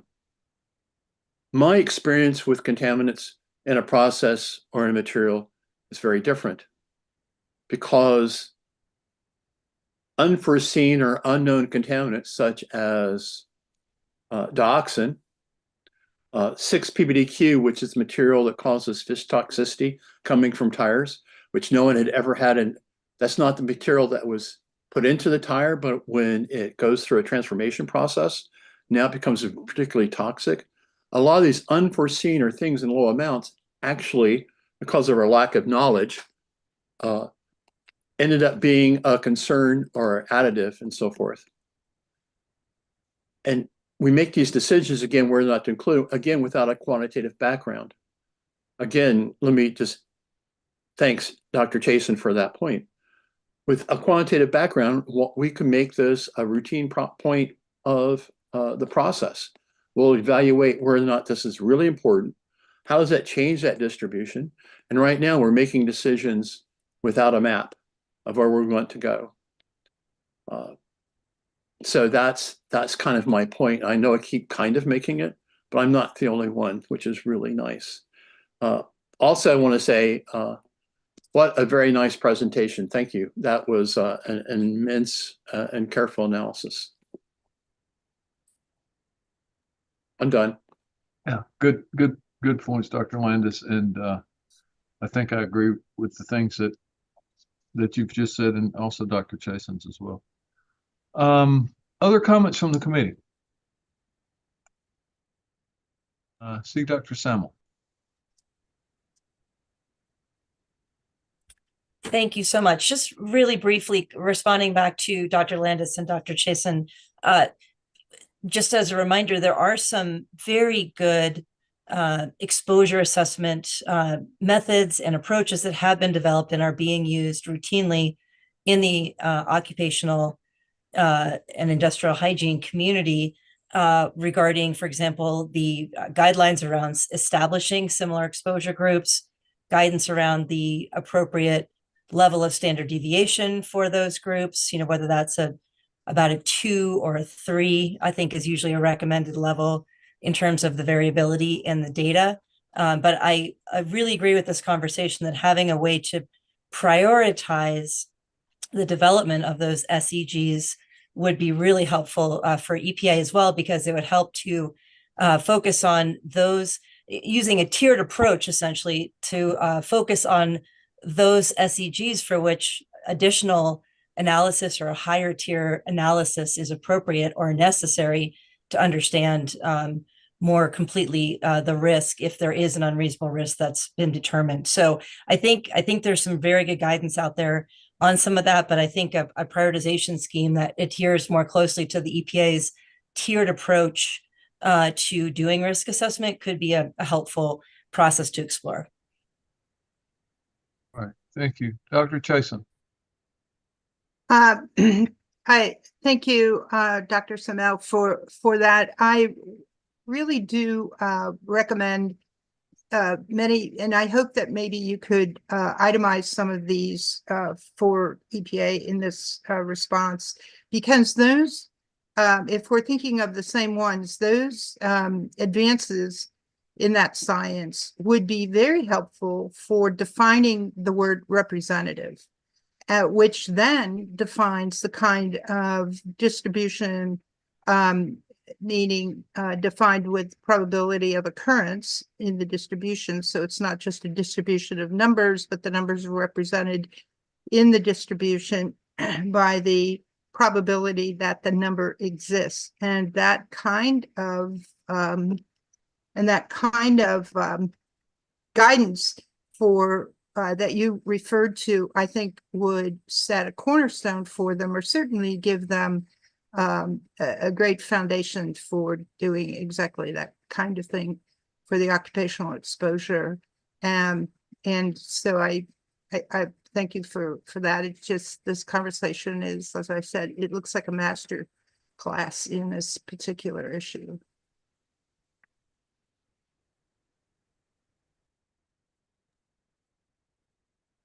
Thank you, Dr. Chason. Ms. Jenkins. Hi, this isn't necessarily, well, it isn't really pertinent to the discussion, but I did want to let you know that Texas, and specifically the Commission on Environmental Quality, while we have a number of ambient air monitoring instruments that collect instantaneous data while in motion, so we call that mobile monitoring. And the investigators for the agency go out and do routine air monitoring data near facilities and also during emergency events.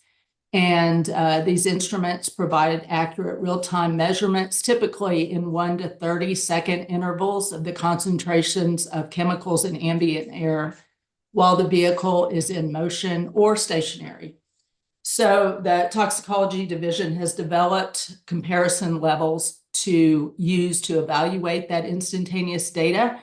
And so one of the chemicals is 1,2-DCA. We call these values mobile monitoring comparison levels. And they are screening values that allow us to analyze instantaneous chemical concentrations generated by these mobile instruments. Both in terms of whether concentrations are higher than usual. We compare those to baseline air concentrations, and from the perspective of the potential for acute health effects from exposure. So I wanted this group to be aware of those values, because I think they are the first in, we are the first in the US to come up with these types of screening values for exposure evaluating exposure from these mobile monitoring vans. Thank you. Yeah, that's an important program that you folks have there. I'm familiar with that. And that probably relates to potentially other parts of this charge question. Mr. Wright. Yeah, this is very quick. But when I talk to groups of workers about how this all works, I tend not to use the word representative, because to them, that's a noun, not an adjective. You know, it describes a person. I am their representative. I tend to use the word predictive, which I think is maybe a good way to think about all this. Agreed. Agreed. So other comments from members of the committee? Okay, seeing none, let's circle back to EPA and see what comments we may have, questions we may have from them. Okay.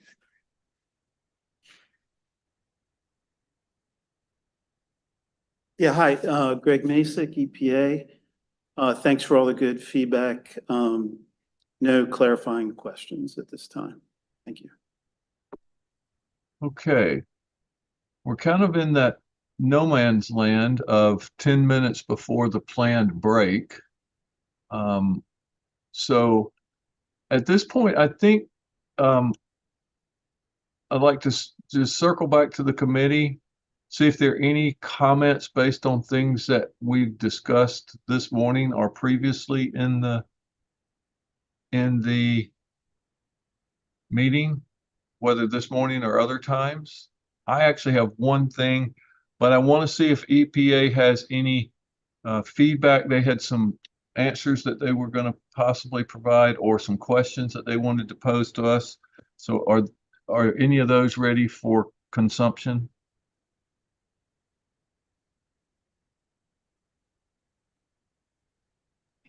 Is there any response from EPA on Hi, that? this is Janet Burse from EPA. We'd like to circle back after lunch on that if we could. That sounds great. That no worries. I just didn't. I wanted to give you the opportunity if you had something right now. Okay. So thank you, Dr. So again, this is George Cobb, and I wanted to make a quick comment as I was reading through some of the things that were raised in charge question 1 yesterday. And this goes back to a point that has been made several times in reviews specifically of chlorinated solvents within the TSCA process, TSCA review process. And that is that if you look at the amount of materials, 1,1-dichloroethane emitted to air in the tables in the environmental releases document and the amount released to water, the partitioning calculations with a fugacity kind of model predicts that the 1,1-dichloroethane will partition not out of water, but into water based on the relative masses that are being released into the air and into the water.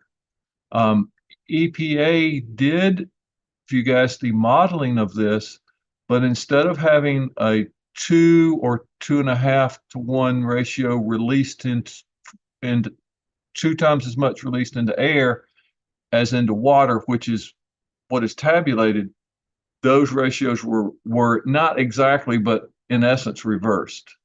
So the predictions were more released to water than to air in the modeling effort, but in the tabulated values in the release estimates, it's exactly reversed. And so I think EPA 1 needs to clarify that utilization in the model, not for this meeting today, but in the report. And also I'd like those discussants on charge question 1 to consider that as well in crafting that response. And Ms. Jenkins, I'll make sure you have my information, and I'll also provide some output and a table that will have some of the information in there about relative partitioning using that same EPI suite model. And I know Dr. Lee is much more of an expert at that than I am, and probably some of the others of you, but I did want to get that into the record.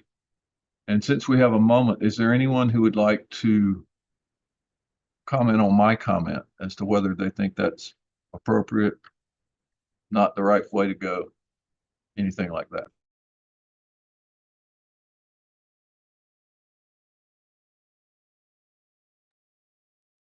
Hi, this is Lily speaking. Can you hear me? Yes. Yeah. Yeah, so hi, Dr. Cobb. So I just have a clarifying question. So when you talk about the distribution, like a 2 to 1 and 45 versus 55. So are you talking, which table are you talking about? Because I'm looking at, oh, you're muted. If you look in the environmental releases table 4.1, they have Okay. the estimated releases into the various matrices, and then you can plug those ratios in however you want to into the fugacity model. Okay. And I use the high end, which actually predicts less relative to air, less in air relative to water than if you use the central tendency. So but I figured they're using high end, and so that's nearly 2 to 1. It's not exactly. And then when you do that model, you don't have 2 to 1 any longer. You have more in water than you have in air in the fugacity model. And then the model that EPA ran had more going into water by about a 2.5 to 1 ratio. So the balance is skewed as to the inputs, and then that certainly affects the output as well. Does that make sense? Yes. At the same time, I'm also looking at the table appendix D1. So that's another table. Yeah. So I think that table tabulates all the numbers the US EPA used to run the EPA switch fugacity model. So I'll look at that. That's a great question, because I reviewed that document, the releases, but I didn't get to that appendix D. So I can certainly look at that and make sure that this comment's not out of bounds, so to speak. Yeah, sounds great. And you and I can talk about that offline. Yes, yes. That's thank you for that. That's a great discussion. Yeah, we can have a quick chat after during the lunch break, maybe. Okay. Dr. Landis.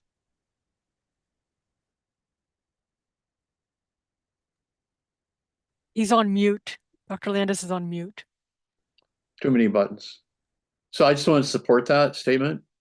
Alternate assumption, because it's volatile, that it will go into the atmosphere and be lost. But actually the opposite can be true. And often we make the assumption that it's water.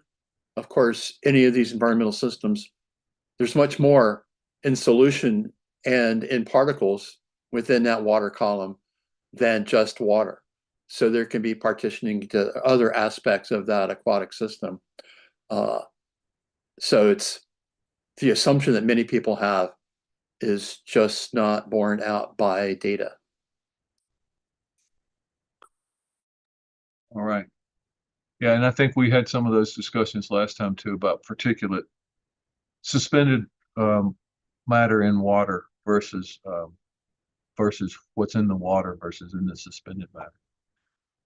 Okay, we're right up against our planned lunch break, and I think I'd like to now adjourn and for an hour, well, to the top of the hour that's 62 minutes away, wherever you happen to be. And with that, I can adjourn for the morning, unless Allie has anything we need from a DFO perspective. No, nothing further, Dr. Cobb. Okay, Mr. Wright raised his hand. Do you have something there, Mike?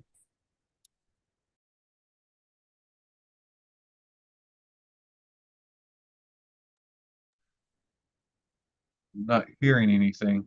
Yeah, I just unmuted myself. One of the participants in charge question 10 asked if we could have a meeting over lunch, and I just sent something to Ellie to set that up, but okay, it was only a few seconds ago. So if we could ask the people who worked on one of the 3 charge question 10 questions to stick around for a few minutes. Okay. Maybe we can get that room set up. We'll do. Yes. Thank Yes. you. We could set up a breakout room. No problem, Dr. Wright. All right. Thanks, everyone, and we'll see you in about an hour.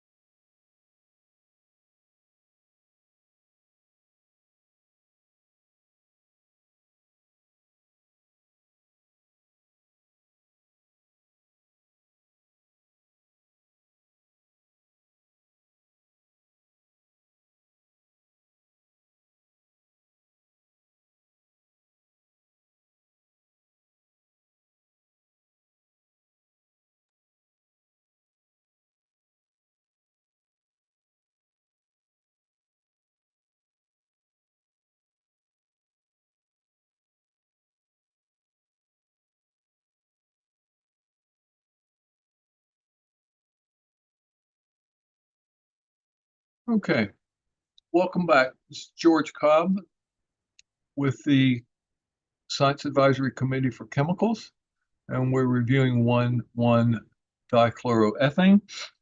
And just before lunch, we talked about what we might be doing this afternoon, and it's come to my attention that EPA has a few clarifying questions that they would like to get to us at this point, so that perhaps we can get answers before the end of the day. So, Mr. Wright, and your team, I apologize for breaking into question 10, but I think it's important to get these questions stated so that the folks that may be needing to answer them can try to address them before we are done with this public meeting. And if not, we can address it in the report, but it'd be good if we could get some of these things answered before the end of the meeting. So I'm going to, at this point, before we do that, I'm going to take the roll, and then EPA is going to ask a couple of questions, and hopefully before the end of the day, we can answer some, if not all of them. All right, let's go into our roll. Dr. Apte? Present. Dr. Chason? Present. Dr. Ike? Dr. Ike? We have some questions for her. Dr. Fong? Present. All right. Dr. Fox? Present. Dr. Gentry? Present. Dr. Graham? I am here. Ms. Jenkins? I see your screen. Allison there? I'm here. Ah, okay, good. I'm here. Dr. Lee? Dr. Lee. Right. Dr. Merced Nieves? Present. Dr. Rumpler? Present. Dr. Samuel? Present. And Mr. Wright? I'm here. And now to our ad hoc members. Dr. Engel? Present. Dr. Hernandez? Present. Dr. Kaluzny? Here. Dr. Landis? Here. Ms. Lynch? Present. Dr. Maberti? Present. Hey. Dr. Rose? I'm here. And Dr. Stice? Present. And Dr. Sue has not been with us. I don't think he's joined. Okay, let's go back, see if Dr. Ike has joined. She said that she's not going to join this afternoon. She just told me that before lunch. But there's been a change in plans. So the program office said that they're not going to be talking about charge question number 5. They're going to be asking about 8A, about the dermal. Okay. So I sent an email message to the lead discussants and the associate discussants. Thank you. Thank you for that. Let me continue with making sure we have the folks that are here. Dr. Lee, are you here? Okay, I think that's everyone. All right, so thank you. And then let's get the questions on the record from EPA related to some of our responses. And I'm not sure who that EPA person's going to be. And it's Dr. Irwin. All right, so welcome the question.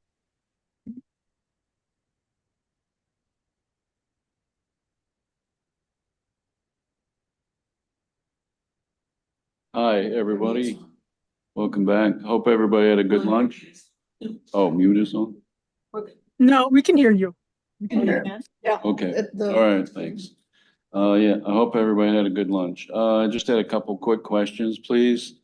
So, this relates to the charge question 8 on the dermal absorption. So there was a comment that we thought was really interesting, about using the KP values that were derived in the test order results. And we thought that was a great idea. And if you could give us some comments on which KP value we might use. There are 7 different ones from the test order study. We focus around the condition of use one, the NEAT, or just give us some feedback on this comment because we thought that was extremely interesting. Thank you. All right. So thank you for that question. Let's see if the respondents to charge question 8 have any responses. And I'm sorry, I was prepared for 5, so I'm not looking at charge question 8. That was Dr. Semmel. Yes, thank you very much for that question. It's a great question. The group is going to need to convene and discuss your question to have a response back to you. I hope that's okay, because I want to get a collective response from everybody before we get back to you. But we can certainly try to do that as quickly as possible, so that we get you an appropriate answer, if that's okay. That's fine with me. As long as everyone else is good with it. Yes, we'd very much appreciate feedback on using the KP data from the test order. Thank you. Okay, you're welcome. I did have one other question. We thought we heard that there was a comment that during the dermal absorption study, when the 1,1 DCA is applied, that because of the high vapor pressure, it would completely vaporize before hitting the skin. And therefore the signal that was in the receptor chamber would be exclusively due to vapor. I just want to make sure that we heard that correctly. So this is George Cobb. I think some of those comments were from Dr. Stice, but I'll defer to Dr. Semmel. Actually, I think Dr. Kaluzny had some of those comments. Kaluzny, you're right. Sorry. Yes. So it wasn't my comment from personal experience. It definitely didn't sound like definite, but it's very possible. As to the volume for the skin surface, for the surface area is low, and for volatile chemicals, especially if for this volume and definitely distribution, the application of the liquid will be less than the tissue surface. That's almost given. Again, it's all comes from theory right now. It basically ends with such high volatility of the chemical, evaporation is so high that it has to be done in environment with completely closed a chamber instead of semi-occluded, because it's extremely high. It could be also a reason for a low recovery. And yes, as there is occlusion, there is over the hours exposure, basically vapor absorption is more than likely. That's probably what happens.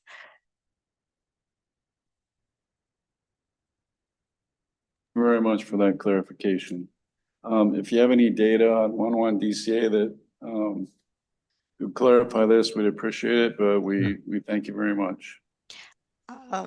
Yes, definitely. I cannot provide data for this particular chemical. It's data from practical experience from working other volatile materials. So say read across, but yes, I will, if I can, I'll try to investigate more of the publications on this matter. Yeah, that would be great. Thank you. Thank you. And so does that answer those questions, Dr. Irwin? Yes, I'm satisfied with those answers. If you could get back to us on the first question later, thank you. Yeah. So I was going to circle back to Dr. Samuel and ask if that's the kind of question you think you can answer before we can adjourn this meeting, or is that something that might be next week and coming? Well, I'm not sure. It looks like we might not be going too much longer this meeting, at least with the remaining things. So I'm not sure that we would be able to realistically look at those KP values before that time in the next hour or two. However, certainly I will be very happy to circle back with the subgroup for this charge question today and hopefully get a response back by today or tomorrow, Okay. ideally if possible. Okay. Would that work, or does it need to be on the record as part of the active meeting? I think as long as you know that you're looking and you're going to provide that input, that's fine.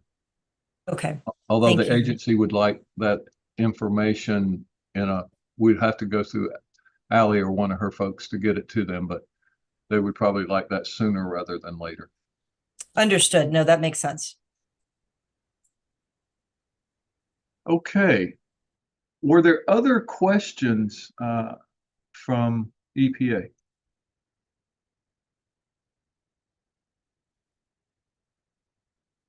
Okay, if there are not, we can return to charge question 10. Just confirming there are no other questions. Oh. Thank you. Thank you. So we can go back to charge question 10, and I believe we were on 10B. And I'll also say that Dr. Samuel is very optimistic that we're going to get through things quickly. We've had some very robust and good discussion, and we may continue to have that for some of these remaining questions. So please get that into the record for us, Ms. Burris. It's Greg. It's not Hi, who we have. I'm sorry. Oh, yeah, sure. Greg Masick with EPA, and I'm glad to read charge question 10B into the record. So charge question 10B. As described in section 5.1.1.1.3 of the draft risk evaluation and in the draft risk evaluation for 1,1-dichloroethane supplemental information file, environmental releases and occupational exposure assessment, US EPA 2024D. EPA used surrogate chlorinated solvent inhalation monitoring data to estimate occupational exposures for the general waste handling, treatment, and disposal OESs where there were a lack of inhalation monitoring data. EPA also applied a vapor pressure correction factor to account for vapor pressure differences between 1,1-dichloroethane and the surrogate chemicals, methylene chloride and 1,2-dichloroethane. Please comment on the appropriateness and representativeness of the surrogate data to estimate occupational exposures. All right, thank you. And our lead discussant is, again, Mr. Wright. Okay. The good news is that the work group met over lunch and was able to shorten the presentation somewhat with the understanding that the full document is in the record. Is that correct? That's correct. Okay. As long as you get the main points on the record, the detail can be added. That's great. The use of surrogate chlorinated solvent inhalation monitoring data, such as methylene chloride and 1,2-dichloroethane, by the EPA to estimate occupational exposure to 1,1-dichloroethane in the general waste handling, treatment, and disposal occupational exposure scenario is both a pragmatic and a scientifically grounded approach. The appropriateness and representativeness of surrogate data depend on several key factors, which must be considered to ensure the accuracy and reliability of the exposure assessment. The first of those is chemical similarity. The second is the vapor pressure correction factor. The third is representativeness of occupational exposure, and we have a few things to say about that. While the chemical and vapor pressure adjustments are critical, it is equally important to consider the representativeness of workplace conditions where these chemicals are used. Although methylene chloride and 1,2-dichloroethane may behave similarly to 1,1-dichloroethane under controlled laboratory conditions, the actual occupational environments in which these chemicals are handled may vary significantly. Factors such as ventilation systems, worker behavior, the frequency and duration of chemical use, and the presence of protective equipment can all influence the degree of inhalation exposure. For instance, in general waste handling and disposal scenarios where 1,1-dichloroethane may be released from chemical waste streams, the lack of direct monitoring data for 1,1-dichloroethane in these specific OESs introduces uncertainty. It is essential to apply safety margins or uncertainty factors to account for the variability and potential differences in exposure between these surrogate chemicals and the actual conditions under which 1,1-dichloroethane is encountered. And the last of those factors is strengths and limitations of surrogate data use. And again, I'll read this in its entirety. The strength of using surrogate data lies in the ability to provide a reasonable estimate of risk where direct data is unavailable. It allows for controlled progress in the risk evaluation without the need for extensive new data collection, which can be time-consuming and costly.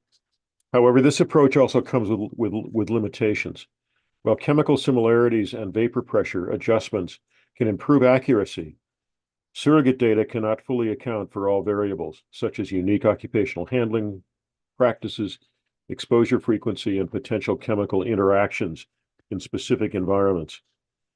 The Vinyl Institute, for example, raised concerns in public comments about the exclusion of other relevant sites and processes where 1,1-dichloroethane is present as an impurity. These sites may represent additional exposure scenarios not fully captured by the surrogate data or the vapor pressure correction. The inclusion of data from sites where 1,1-dichloroethane is an impurity could result in an underestimate of the full range of exposures workers might face, especially when multiple chemicals are present in complex waste streams. In section 5.6 of the document, supplemental file, supplemental information on environmental releases and occupational exposure assessment, EPA reports that almost all manufactured 1,1-DCA is reacted in the production of other chemicals.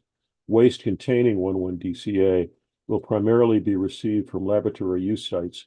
Therefore, the volume released from these activities is small relative to the releases from methylene chloride or 1,2-dichloroethane. In fact, a quick review of the reported emissions of methylene chloride in surface waters, or POTWs, is much greater, greater than 100 kilograms per year, than what is expected for 1,1-dichloroethane, that is less than 1 kilogram per year. Therefore, potential exposures to 1,1-dichloroethane are expected to be much lower than those predicted for methylene chloride, even if they had the same number of sites. It is counterintuitive that the predicted exposures in waste handling operations for small releases of the substance are tenfold greater than the high-end exposures measured in the manufacturing operation. Similarly, if using 1,2-DCA measured data as a surrogate for exposures to 1,1-DCA, EPA should justify how representative these activities are for POTW workers. With regard to the modeling approach EPA used to estimate exposures during processing and repacking, EPA should consider using these values as bounding estimates rather than plausible estimates of the exposure. EPA used default values for the models as it lacks information on production volume and how 1,1-DCA is handled and repackaged, thus potentially overestimating exposures, especially for activities that handle a small portion of the manufactured volume. Using the tiered approach, EPA should refine the scenarios that seem to present unreasonable risk, or, as it has done in other circumstances, it could determine that it is more appropriate to determine whether inhalation exposure for workers contributes to unreasonable risk based on the central tendency rather than based on the high-end value. And I should say there is some disagreement about that, but that will be resolved. EPA states that it uses read-across data for comparison purposes, i.e. its presentation of manufacturing data. For waste handling, it may be more appropriate to use read-across information in the true absence of data, but additional qualitative analysis of similarities is needed. In some cases, the general waste handling OES would likely be represented in maintenance and/or operator technicians, SEGs. In many chemical manufacturing and processing units, the exposures associated with waste handling are expected to be the same, if not lower, than those associated with operators and maintenance technician tasks. For example, for chemicals in which there is an on-site waste treatment plant, the main exposure point is when connecting or disconnecting hoses, bringing the waste into the WWTP area. Typically, this waste is a dilute form of the chemical from the manufacturing processes. Therefore, one could estimate exposure to wastewater operators using data for unloading and loading tanker trucks with the raw chemical. This would be a conservative estimate given that the wastewater stream is anticipated to have much more dilute concentrations of the chemical of interest. In the case of 1,1-DCA generated as an impurity, some chemical may be in the waste stream, but it would be expected to be a very small amount. As examples for 1,1-DCA, page 7 of the Vinyl Institute test report submission states that one of the tasks for operators and process technicians is, quote, cleaning process waste containers, i.e. buggies, tanks, which can involve the connection and disconnection from the process equipment. If workers have leftover raw chemical in a drum for the facility using 1,1-DCA as an intermediate that is planned for disposal, these workers would be handling that chemical in a lower quantity in a similar way that they'd be handling the raw chemical during early stages, such as unloading from transport vehicles and loading into mixers and hoppers. However, given that these facilities are generating or using 1,1-DCA and are using it in processes in which it is either consumed as part of the reaction or generated as an impurity, again, extremely low concentrations of 1,1-DCA are expected to be present in the waste streams. Depending on what EPA is trying to characterize with a general waste handling OES, EPA should reconsider whether the waste handling OES is already captured, at least in part, by some of the available data sets for 1,1-DCA. In this case, a separate exposure estimate for the general waste handling OES may not be needed. For POTWs, the absence of 1,1-DCA data, surrogate data, may be appropriate. But again, additional justification is needed. Since the surrogate chemical methylene chloride is manufactured as a raw chemical and not as an impurity or a byproduct, and often used as the neat, as the neat chemical without dilution, EPA should should more closely evaluate potential differences in the exposure potential associated with handling methylene chloride wastes relative to 1,1-DCA wastes. It is after reevaluating the differences, EPA deems it is appropriate to include in the final risk evaluation, EPA should include a more thorough narrative describing how it arrived at this conclusion. And that concludes our reading of 10B. Even though it may not have sounded that way, I assure you it was shorter than the original. I believe you. I've had very long ones in my past as well. So thank you for getting that into the record, Mike. That's important information. So let's see what our other discussants have to say. Dr. Baker's not with us. Dr. Hernandez. Hello, Dr. Mike has said everything what I have in mind. Thanks. Okay, Dr. Lynch. Nothing further on this one. And Dr. Maberti. Same here. No additional comments. Thank you. And Dr. Semmel. And I also have no further comments on this one. Thank Okay, you. So thank you to that group for taking the time over the lunch break to get this response in good order, and that's very very good for our scheduling and for the clarity of the response. So let's go to the committee now and see if there are additional comments.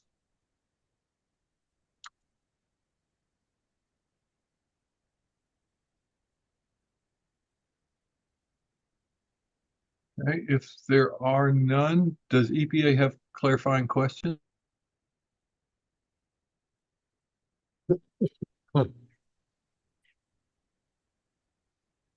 Yes, yeah, I want to thank the committee for the good input and feedback on this question. I don't have any clarifying comments or questions. All right. So if there are no further questions, we can go. There are several subparts to this 10C. So to the next one. So let's proceed on to question 10C. Okay. Greg Masick, EPA, and I'll be reading charge question 10C into the record. So 10C, as described in section 5.1.1.1.1.5 of the draft risk evaluation and in the draft risk evaluation for 1,1-dichloroethane supplemental information file, environmental releases and occupational exposure assessment, US EPA 2024D, EPA used the dermal exposure to volatile liquids model, DEVL, and applied the model to all OESs. However, values for fraction absorbed and weight fraction of the chemical can differ among OESs. In particular, a key parameter in the model is the dermal loading on the skin per exposure event. The values that EPA currently uses are based on experimental studies done with oils of different viscosities, US EPA 1992. Okay, next slide. Okay, please comment, this is letter I, please comment on the appropriateness of using a dermal loading value based on generic scenario of oils for risk assessment of 1,1-dichloroethane. If appropriate, please provide any information on dermal loading values that may be more applicable for 1,1-dichloroethane in the conditions of use assessed in this draft risk evaluation. All right, thank you for getting that on the record for us. And Dr.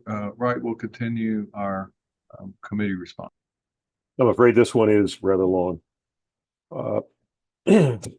Using a dermal loading value based in generic scenario for oils might yield a conservative estimate of the predicted exposure.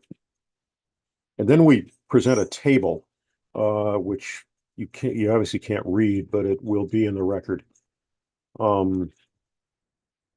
For the table below, from the table below, it can be noted that 1,1-DCA has a vapor pressure much greater than oils or water, which indicates it is more likely to evaporate than forming a layer on the skin and being absorbed. Similarly, being more dense and less viscous than water or oils, these substances are less likely to accumulate on the surface of a hand. Therefore, these values should be considered only as extreme bonding estimates. Since 1,1-DCA is also more lipophilic than water, but less than oils, it is also not logical to use dermal loading from water systems. In the absence of data, this is a good approach to develop screening values as it is conservative and simple. However, following EPA's tiered approach, if the Sentinel scenarios with such a conservative approach predicts a potential unreasonable risk, then additional refinement needs to be done before making a risk determination. In fact, using a particular tool called IH Skin Perm, which is an AIHA, American Industrial Hygiene Association model that predicts the fraction of the substance in each one of the compartments, i.e. stratum corneum, viable epidermis, and vapor.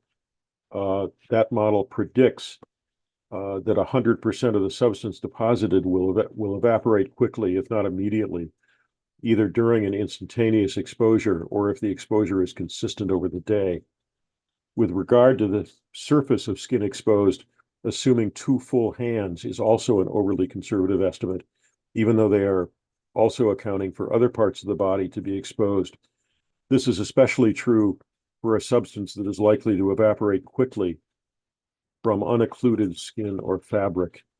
And here there is another table outlining what that EPA model, what that AIHA model tells us. But I obviously can't read that in the record, but it will be there. EPA claims not to have information about the duration of the tasks. However, the test order does provide information on the duration of the task sample for inhalation. It is safe to assume that dermal exposure would be approximately the same duration as the activity. The information provided seems to indicate that workers are potentially dermally exposed for less than 4 hours per day. EPA was also provided information regarding personal protective equipment used. Some discussants felt that this should also be taken into consideration in the assessment of potential risk to validate the need for risk management measures. Others noted that PPE is itself a risk management measure and is generally regarded as the least effective method of exposure control, although it is sometimes necessary as a supplement to other controls when those controls cannot reduce exposures to acceptable levels. For that reason, EPA generally ignores the presence of PPE in risk management and should do so here. Again, let me stress that these are 2 different opinions on the group. Regarding the absorption values selected, EPA justification of selecting approach 1, and that is normalizing the study data by the losses, seems appropriate. It is a conservative estimate while also recognizing the limitations of the other 2 proposed approaches. Using the same predicted dermal exposure for all activities through the value chain is also a conservative estimate that should be revised if unreasonable risk is suspected. Assuming such a high surface area exposed during laboratory operations is likely to yield unrealistic predictions. In general, laboratory activities entail handling relatively small quantities of a product, usually using PPE.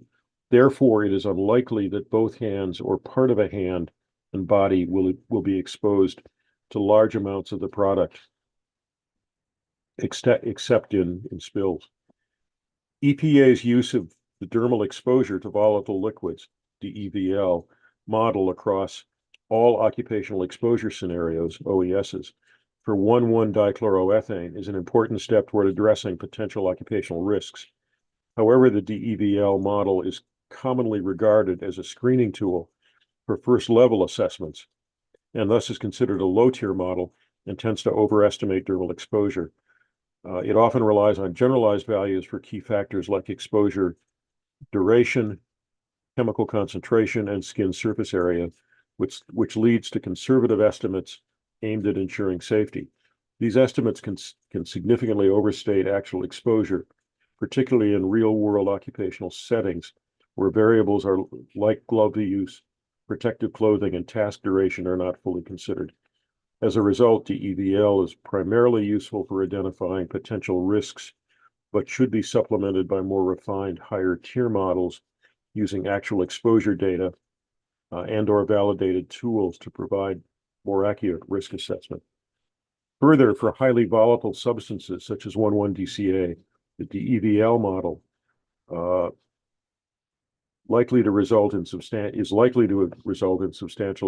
uncertainty for estimates of exposure, and should therefore be used with caution in such scenarios, given the uncertainty in the FABS factor and how evaporation is considered or not in this factor.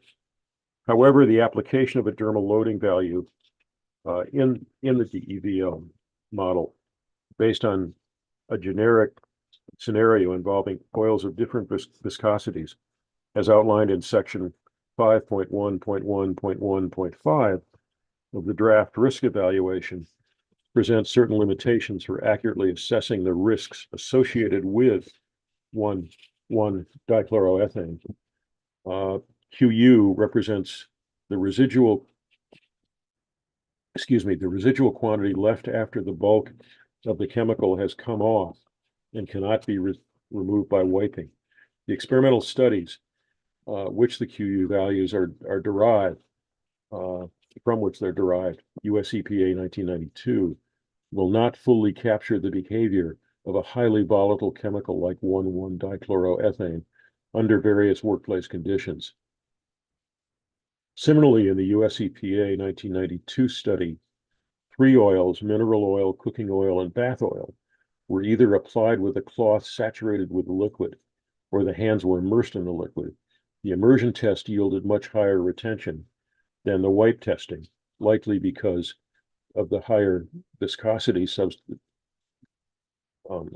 likely because the higher viscosity substances are less likely to drip off the hands relative to being wiped off. Moreover, oils typically form a film that slows evaporation and may enhance absorption, and which is not representative of a highly volatile substance like 1,1-DCA. The application of the generic approach of oil-based values will lead to an overestimation of the retained dose. The dermal loading values that the EPA currently uses, 1.4 micrograms per cubic centimeter for high-end estimates and 2.1 milligrams per cubic centimeter for central tendency estimates, are based on constant loading assumptions that may or may not reflect the variable nature of the exposure to volatile chemicals. Specifically for 1,1-dichloroethane, a chemical with a high evaporation rate, the loading should be dynamic to account for rapid evaporation and the different skin contact intensities across tasks. The Vinyl Institute has pointed out that most tasks leading to dermal exposure do not occur daily, meaning that the EPA's assumption of exposure occurring 250 days per year overestimates the actual frequency of contact. Thus, the use of a constant dermal loading value does not accurately account for the variability in exposure conditions and evaporation rates that affect the amount of chemical remaining on the skin. If the agency wishes to proceed with the approach of using the DEVL model, additional analysis should be performed to determine whether the percent absorbed value from the specific conditions in the in vitro absorption study are appropriately relevant to the specific dermal loading values assumed by the agency, the ones listed above. Loading is a key factor in calculating percent absorbed. And for example, very high loading or an infinite dosing study model could lead to a very small fraction or percent absorbed, where more limited loading on the skin could lead to a much higher percentage absorption result. And the reference for that is Fraiche 2013.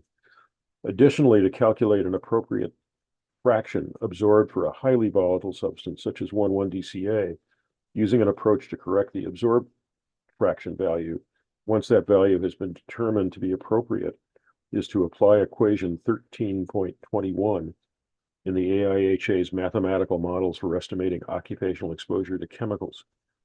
In this equation, the following calculation is made for volatile liquids on the uncovered skin. Fraction absorbed equals J dermal neat over J dermal neat plus J evap neat. This equation uses the dermal flux in milligrams per centimeter per cubic centimeter per hour of the neat liquid and makes a mathematical adjustment for the evaporative flux of the liquid from the skin surface. The calculations for the dermal flux and the evaporative flux are provided in equations 1322 and 1323 of Kyle et al. In 2000 of the study of 2009. A more appropriate approach would involve using variable dermal loading rates, that is, dermal loading values tailored to specific occupational scenarios for 1,1-dichloroethane, accounting for factors such as exposure duration, the volatility of the substance, and the nature of the task performed. For example, down the glove exposures of prolonged skin contact may result in higher dermal absorption, which is not fully captured in the current model. By incorporating these adjustments, the risk assessment could provide a more accurate reflection of real-world exposure levels. The agency should consider working with stakeholders to collect SEG-specific data on actual dermal loading, as the current data set being used by the agency is too small to accurately characterize or understand dermal loading for a range of substances and scenarios. Additionally, the EPA's current absorption factors, ranging from 1/100th of a percent to 0.05 of a percent, based solely on vapor pressure, are an overly simplistic representation of dermal exposure risks. In line with the Environmental Defense Fund, EDF, it is recommended to consider higher dermal absorption factors, such as 0.3%, to better represent prolonged or high-intensity exposures. A more comprehensive assessment of dermal absorption would enhance the conservation of the risk would enhance the conservatism of the risk evaluation and ensure better protection for workers. Even more appropriate would be to consider a flux-based approach that takes into account the rate of permeation of the relevant substance through the skin, and also considers the evaporative flux of the substance when relevant, as described above. We recommend that EPA either revise various assumptions in the DEVL calculations or consider a different dermal modeling method. Regarding loading, empirical data for loading are limited, particularly for semi-volatile or volatile substances. There may be alternative options for this parameter, including evaluating the less viscous, more volatile mixtures tested in the US EPA 1992 study. Alternatively, for longer term or future risk evaluations, EPA should consider whether there are efficient ways to recreate such studies with a wider range of substances of varying volatilities and viscosities. Additionally, adjusting the fraction absorbed to better account for the volatility of 1,1-DCA would result in more accurate estimates. The EPA adopted DEVL from the EPA OPV2 hand dermal exposure to liquids model. It incorporates a parameter called fraction absorbed, which accounts for the evaporation of volatile chemicals. By including this parameter, the DEVL model strives to provide a more accurate estimation of how much chemical is available for absorption by considering evaporation of volatile chemicals. However, the method for correcting evaporation is not clearly explained. The EPA's DEVL model allows for the correction of fractional absorption, as seen on page 187 of the formula. And I won't read the formula because it's long, but it's in the record. The EPA assumes a fractional absorption of 0.003 for neat 1,1 DCA solutions, but it is unclear whether this value accounts for the evaporation factor. It appears that the absorption factor of 0.003 is derived from OECD studies that ECRAD used for calculating thermal exposure for 1,1 DCA, though evaporation was not factored into these calculations. Given the volatility of 1,1 DCA, an evaporation factor of less than 1 should be included in the formula to account for material loss due to evaporation, which can vary based on physical conditions such as vapor pressure, atmospheric pressure, temperature, and airspeed. For example, if 80% of the initial dose evaporates, or an evaporation factor of 0.2 should be integrated into the formula to provide a more accurate absorption estimate. Alternatively, if the IH skin perm model could potentially be used instead of the EPA's DEVL model, IH skin perm requires a dermal deposition rate for deposition over time scenarios and allows consideration of exposure duration in constant dose scenarios. The assessor can evaluate scenarios in which skin contact occurs intermittently for short periods, e.g. 15 minutes, before the hands are washed and or gloves are changed. Different dermal calculations may also be more appropriate for different OESs based on the different rates of deposition and task durations as well. Wetting hands or soaking hands during loading, unloading is evaluated assuming instantaneous dermal deposition, whereas splashing, dripping, and minimal contact, more likely to occur outside of loading, could more appropriately be assessed, assuming constant deposition over time. In vitro skin models could be beneficial in developing a comprehensive database for volatile materials, allowing for more accurate assessments of dermal load and behavior under simulated real-world conditions. This approach would also eliminate the need to expose human volunteers to hazardous substances like 1,1 DCA, making the research process both safer and more ethical. In vitro alternative approaches suitable for highly volatile chemicals using alternative exposure systems, like the vitro cell skin module, can make the analysis of volatile compounds more reliable. Almost done. Additionally, the EPA states that 1,1 DCA is expected to be present in pure form at all OES sites, which is why a single fractional absorption of 0.003 was applied across all scenarios. The EPA assumes that 1,1 DCA will be handled as a neat liquid with a weight fraction of 1, that is 100%, across all OESs. While this is a conservative approach, it may not accurately reflect real-world scenarios where 1,1 DCA is often used in mixtures or lower concentrations, which could significantly alter dermal exposure estimates. A study by Lynch et al. From 2023 using the IH skin perm analysis determined that the EPA regularly underestimates the use of gloves and overestimates exposure in various OESs. And again, I would refer you back to the discussion of gloves as PPE. There is conflicting data on how dermal loading affects absorption estimates for volatile substances, where a significant portion of the substance may evaporate, reducing the amount available for absorption. It is likely that dermal absorption percentages for volatile skin irritants could increase with changes in the dermal load In contrast, an analysis by Agrawal et al. Found no correlation between dermal absorption and the concentration of the active substance as a concentrate. These findings supported default absorption rates of 6% for liquid concentrates, regardless of the concentration of the active substance. And that's the end of the section. Let me just add that that this particular text was produced last night. So it's different from what I sent out a couple of days ago. So we would want this in the record as well. Thank you. Thank you, Mr. Wright.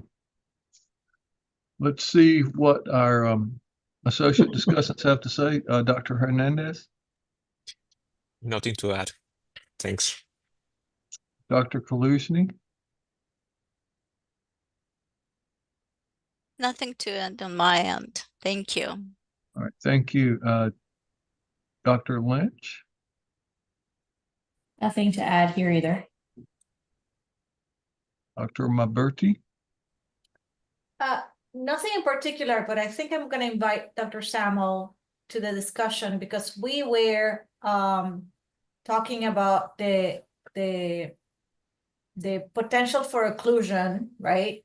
And I brought up the fact that one thing that has to be also evaluated is the effectiveness of the permeability of the gloves, right? Sorry, the effectiveness of the gloves, which again, if they are protecting the hand, then you're not going to have enough permeation, right? But like in the case of the dichloroethanes, I didn't see a whole lot of variety of gloves that would be effective for that. That's one, right? But the permeation would go both ways as well. And we were having a very good discussion, so I'll punt it over to Dr. Samuel because we had a very good discussion on the physical properties of this chemical. excellent. And that she was the next person on the list, so that's a good segue. Perfect. Yeah, thank you, Dr. Maberti. That's great. So one of the other things I just wanted to add to this discussion, especially in light of the comments that Dr. Cobb provided right before lunch today, talking about the affinity of 1,1-DCA for water or water solutions, is an interesting question here because of the assumptions that are made in the IH skin perm model. And in that model, there are some key assumptions about essentially the aqueous solution that would be created on the skin surface with whatever the substance that would be absorbed into the skin is. And so I wanted to bring that up as a point of consideration because the phys-chem properties that we are looking at, that our group looked at, and were in the table that Dr. Wright mentioned at the very beginning of the comments for this section.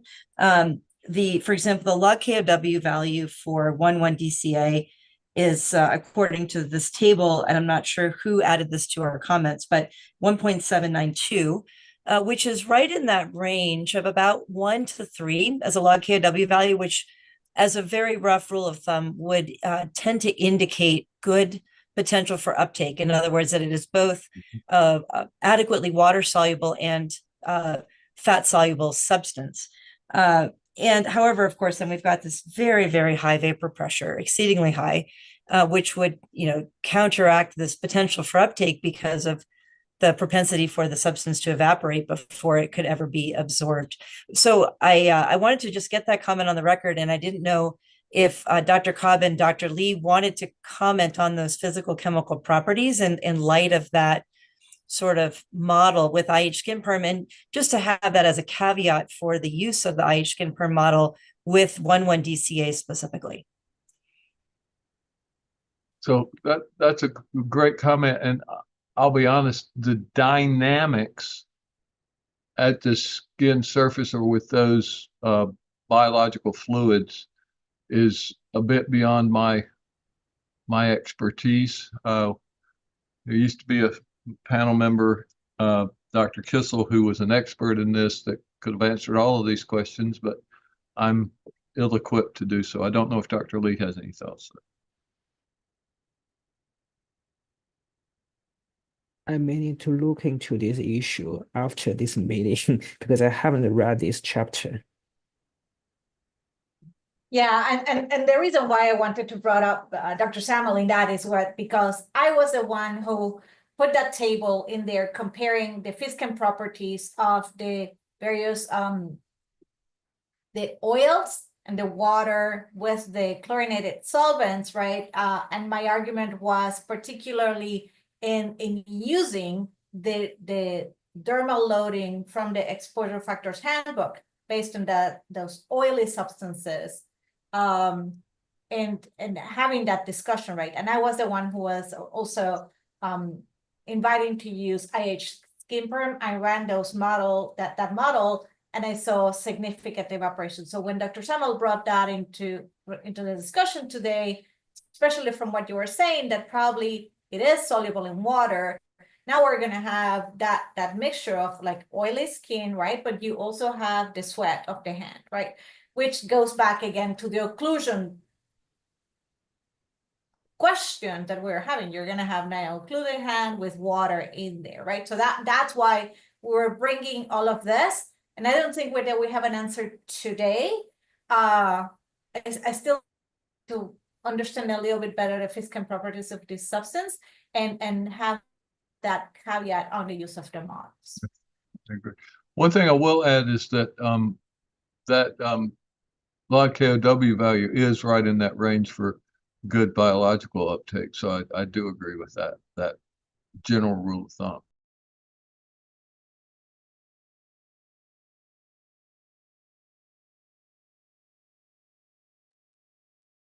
Okay, I think that's all of our discussants.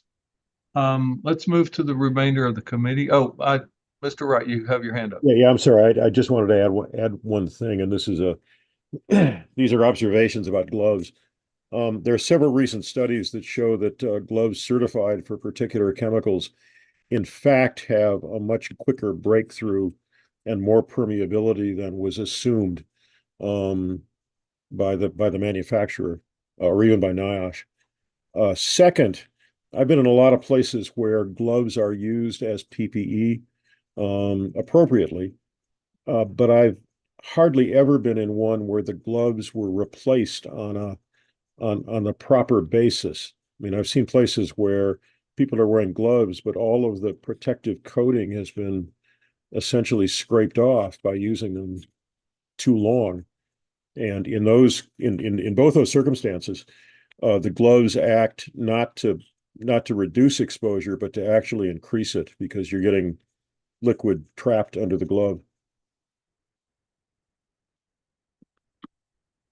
Point well taken. Okay, let's see, Dr. Samuel. Yes, no, thank you, Dr. Wright. That's an excellent comment. And I think that the physical chemical properties of this substance, 1,1-DCA, as Dr. Maberti just alluded to, put this substance in a bit of a unique category where normally under unoccluded conditions, you would expect, because of the extremely high volatility, that it would more preferentially evaporate versus being absorbed. However, if you do have an occlusion scenario, for example, a poorly selected glove, or a glove that is easily penetrated or permeated, and then you have an occlusion scenario underneath the skin, then you have this opposite factor of the log KOW in this very favorable range for uptake and indications of favorable uptake through the skin. And so I think that is something unique in this case.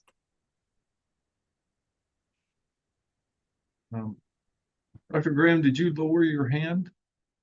Or did you still have a comment? It was going to be exactly what Jennifer had said, so Okay. I lowered it. All right. Well, I didn't want to omit you. Okay, other comments from the committee? Okay, well, let's circle back to EPA, see if there are clarifying questions related to this response.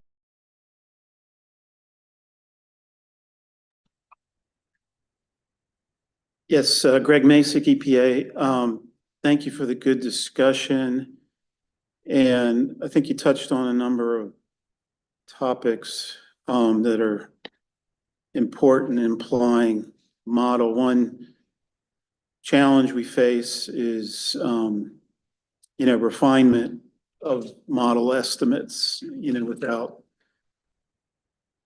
monitoring data being an option. So I appreciate all the, discussion on considerations for refinement. And I guess looking at your report, any specific quantitative suggestions would be greatly appreciated. And also interested in, if you've applied IH skin perm model to this assessment scenario, appreciate getting, the details of how you conducted that and getting that as part of the record for us to review.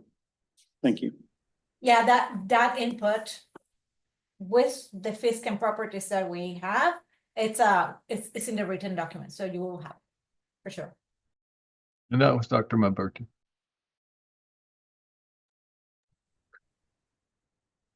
Okay. I think we're ready for our next charge question, 10C Part 2.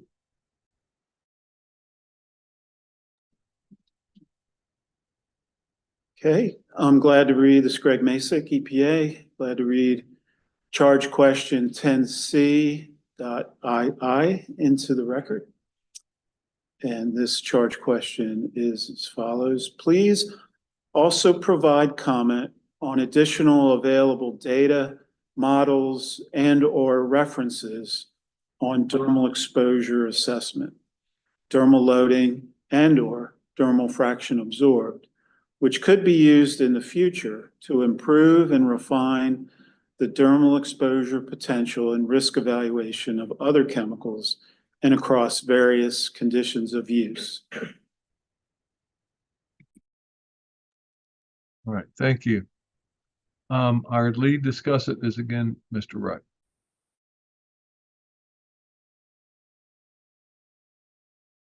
Are you still on mute, Mike? I'm on mute. There we go. You'll be happy to know this one is much shorter. In light of the uncertainties surrounding dermal loading of volatile substances, as discussed above, IH skin perm, which again is the AIHA model, based on the work from Tibaldi et al. 2014, to help estimate skin exposures in occupational settings may be a better option for modeling, or at least conducted as a sensitivity analysis or as part of a weight of evidence analysis for dermal exposure assessment. Notably, that model would not require inputting dermal absorption data, as the model estimates this using the physiochemical properties of the substance. EPA should also consider advanced models like the two-zone model for dermal exposure assessment, which can account for variable evaporation rates, as well as real-world exposure data for volatile chemicals. Dermal exposure models that adjust for skin surface area, evaporation, and chemical-specific properties will provide more accurate loading and fraction absorbed estimates. Lynch et al. Discusses the more efficient use of a tiered approach for occupational dermal exposure assessment in risk evaluations. This approach emphasizes early qualitative data collection, careful integration of field data, and thoughtful consideration of factors such as task frequency, duration, and commonly accepted practices for glove selection and replacement. Additionally, it recommends using validated, peer-reviewed models like IH skin perm to estimate and model exposure. As noted previously, the EVL is considered a screening model, and thus the EPA could consider following the DEVL model with a higher tier model if the DEVL model indicates potential risks. IH skin perm is more refined, higher tier, semi-quantitative approach for determining dermal exposure. It incorporates chemical-specific data like molecular weight, water solubility, and partition coefficients, along with validated algorithms and more tailored exposure scenarios, such as duration, surface area, and the use of protective gear. This results in a more accurate, semi-quantitative analysis of absorption compared to the simpler models that rely on generalized assumptions. Other advanced dermal exposure models that are effective for volatile chemicals as they, there are other models that are effective for volatile chemicals as they incorporate parameters such as vapor pressure, and they allow for dynamic adjustments based on how the chemical behaves in real-world situations. The European Center for Ecotoxicology and the Toxicology of Chemicals Targeted Risk Assessment handles volatile chemicals by integrating both inhalation and dermal exposure estimates, providing a more comprehensive assessment in environments where chemicals may evaporate quickly. Ecotox TRA, that's the models I just referred to, models exposure scenarios by considering factors such as the type of the chemical, its use, and the exposure conditions. It is widely used in regulatory frameworks, especially under the European Union's REACH regulation for chemical safety assessments. US EPA's SHEDS multimedia model is a probabilistic model. The SHEDS model is versatile and can be applied to assess dermal exposure to volatile chemicals in environmental and occupational settings by accounting for evaporation rates and the amount of chemical present on the skin over time. EU's risk assessment of occupational dermal exposure to chemicals is a model that is specifically designed for assessing occupational dermal exposure.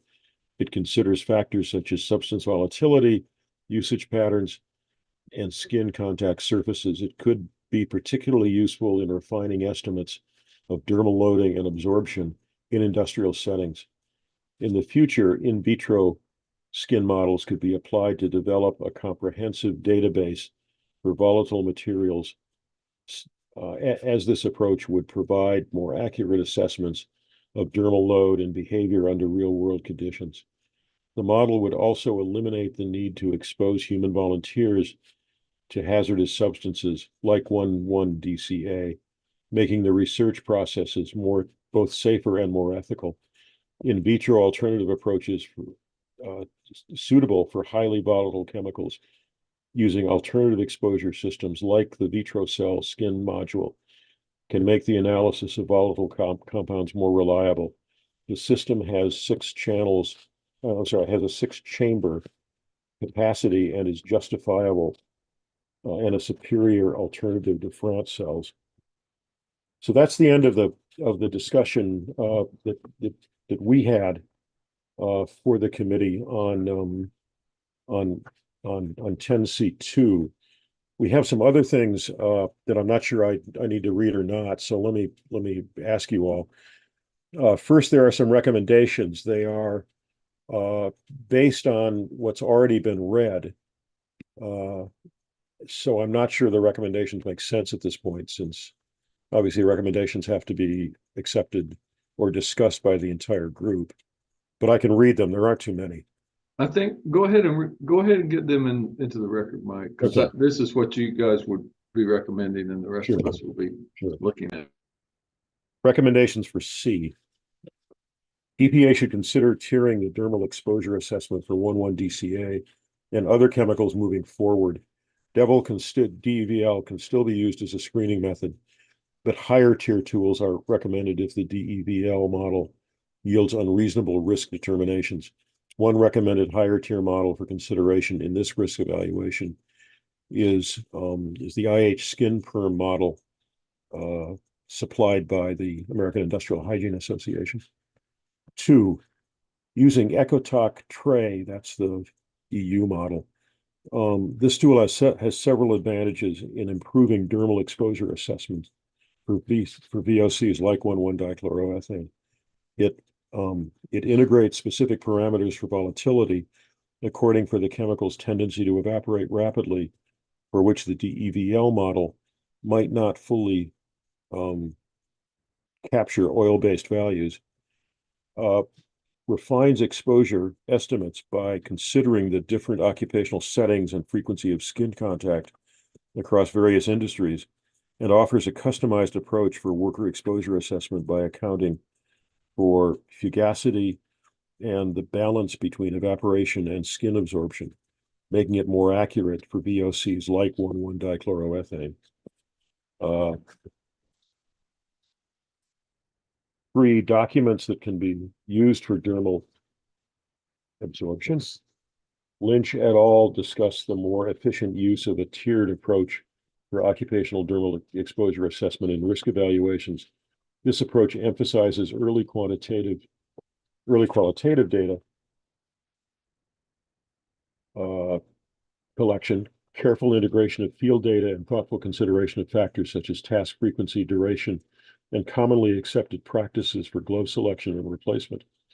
Additionally, it recommends using validated peer-reviewed models like IH SkinPerm to estimate and model exposure. As noted previously, DEVL is considered a screening model, and thus the EPA could consider following the DEVL model with a higher tier model if the DEVL model indicates potential risk.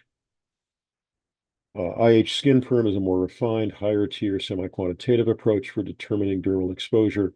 It incorporates chemical-specific data like molecular weight, water solubility, and partition coefficients, along with validated algorithms and more tailored exposure scenarios, such as duration, surface area, and the use of protective gear. As I read through this, I note that some of these words were used in the previous recommendation. And I'm not sure how we made that mistake.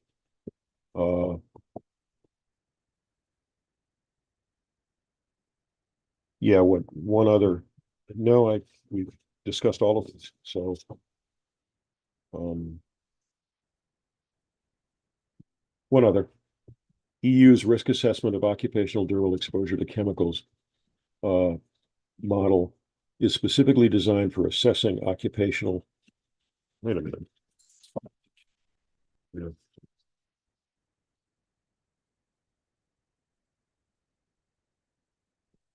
Okay, I apologize. I had pages out of order and I was reading things as recommendations, which really weren't. But that concludes the recommendations. There are a couple more things that were done by this group. One is we weren't charged to be copy editors, but people found a number of typos in the risk evaluation draft. I won't read those. And second, there were some comments on the supplemental information file that was part of the risk evaluation or attached to it. The list of appendices, there were some comments on that, and I can read those if you want, or we can simply enter them from this document. But can you summarize those comments on the supplemental without just reading every word of it? So we have the idea of what types of comments those were? Not easily. Actually, they were mostly yours, Dr. Cobb. So, and I'm trying to find the right pages since I got these out of order. Yeah, here we are.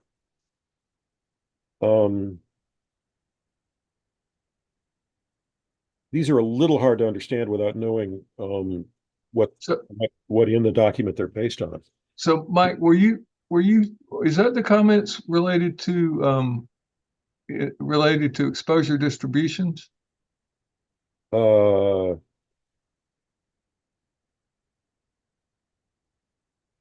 I believe these were.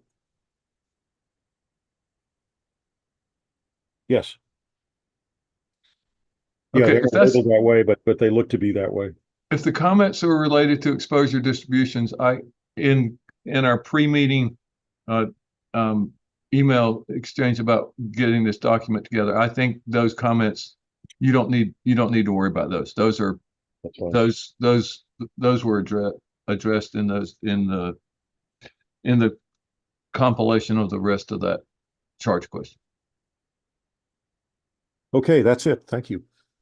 Yes, and And thank you, Mike, for getting all of that put together and read into the record. That's quite an undertaking. So let's go to our associates and Dr. Hernandez. Thanks, nothing to add. Dr. Kaluzny. Nothing to add on my end. Thank you, Mike, for collecting all the thoughts and reading this. All right, Ms. Lynch. Nothing to add. Dr. Maberti. Nothing to add. And Dr. Semmel. Thank you. Nothing to add to this one. So that concludes question 10. And so now we can move back to EPA to see if there are clarifying questions related to charge question 10. No, but let me stop. Hold on. I'm sorry. I did not go to the rest of the committee. Are there comments from the rest of the committee? Comments from the rest of the committee on charge question 10C2. All right, now we can go to the EPA for any additional comment, question. Yeah, thank you for the good discussion and input and your discussion of other modeling approaches, including, higher tier. Appreciate that. One thing that was mentioned early in the summary was a reference to dermal loading data for volatile liquids. And so that might be available. So I just wanted to make sure, we had references that we could look at for that type of data.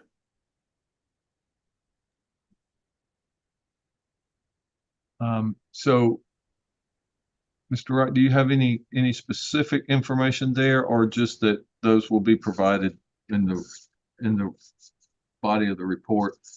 Yeah, I don't. Is this working? Yeah. I don't have anything. I don't have anything to really respond with right now, but we will address that at the report. Okay. You want to say? Thank you. Nothing further. Okay, thank you. So now it's 2 o'clock. I think we can continue on with charge question 4. We needed to circle back to charge question 4 from yesterday. There were some additional comments that were coming in from several folks. I do not know if we need to read that charge question back in. I'm gonna inquire with our designated federal official to see if that needs to be read back in or just start our responses. So, Ali, do you have some guidance for us there?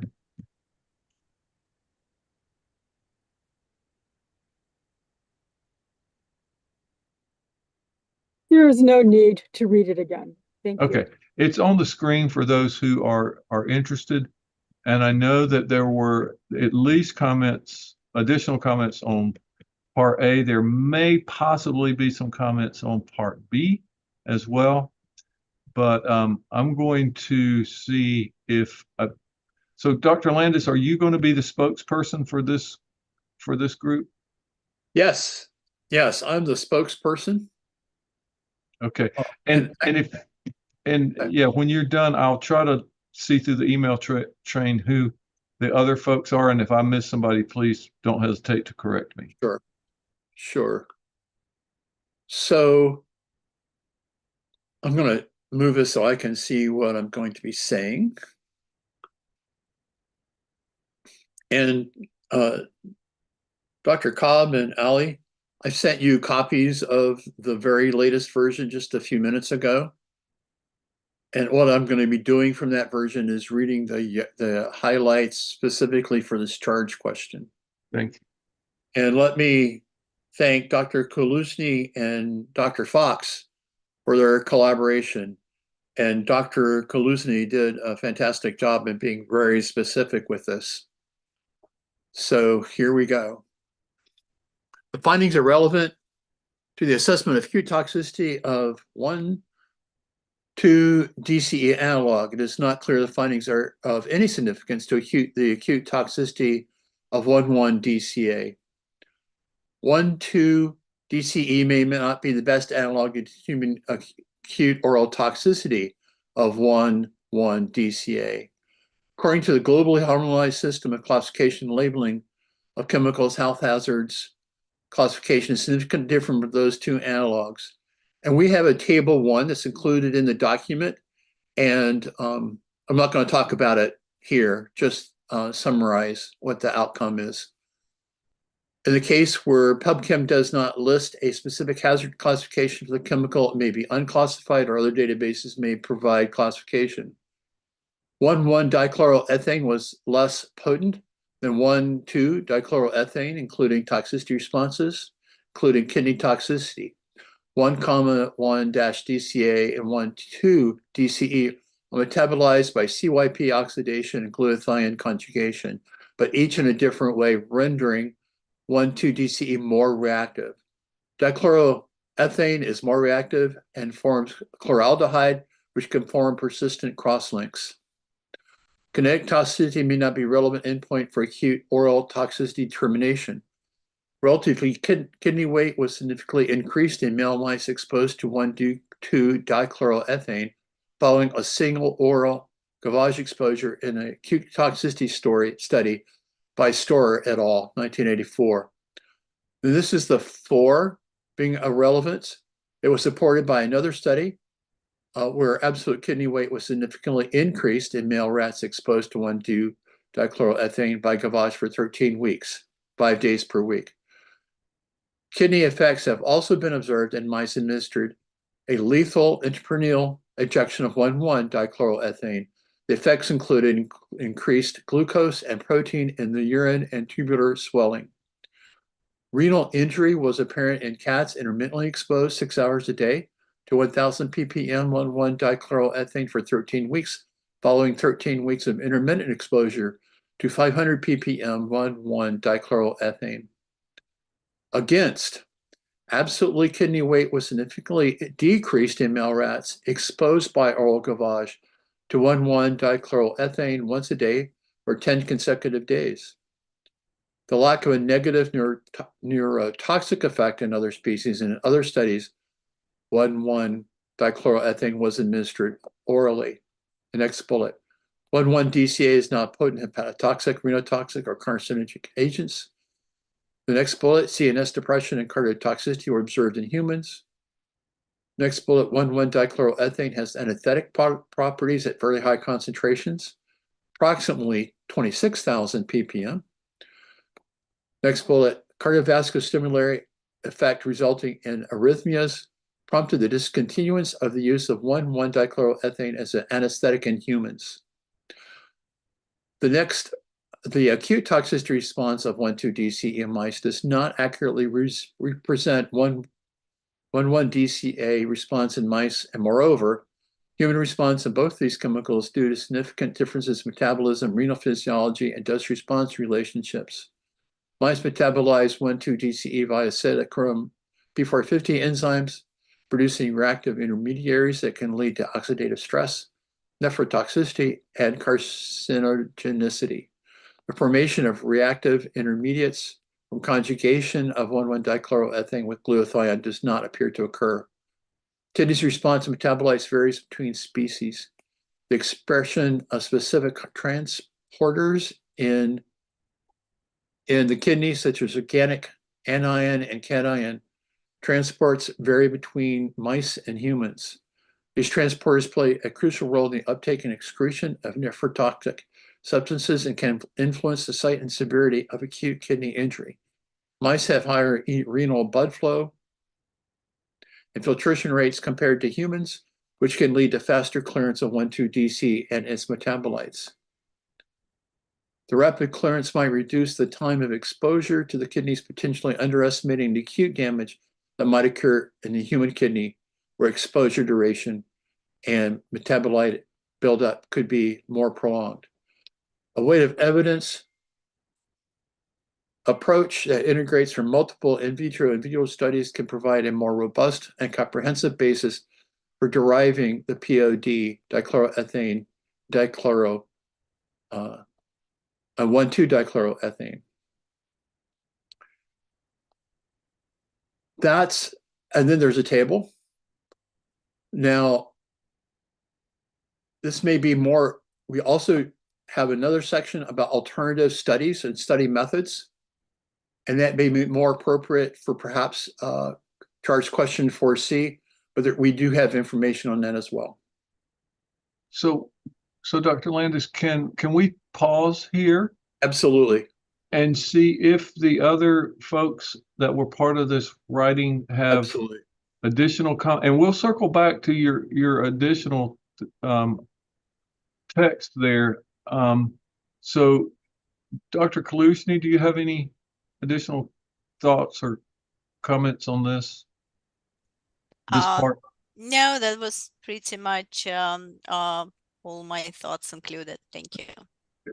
I was reading along with the things you sent, Wayne, and it looked pretty comprehensive. Dr. Fox? Nothing to add. Okay, and even though you weren't part of the 4A group, Dr. Graham, did you have anything related to this perhaps to add?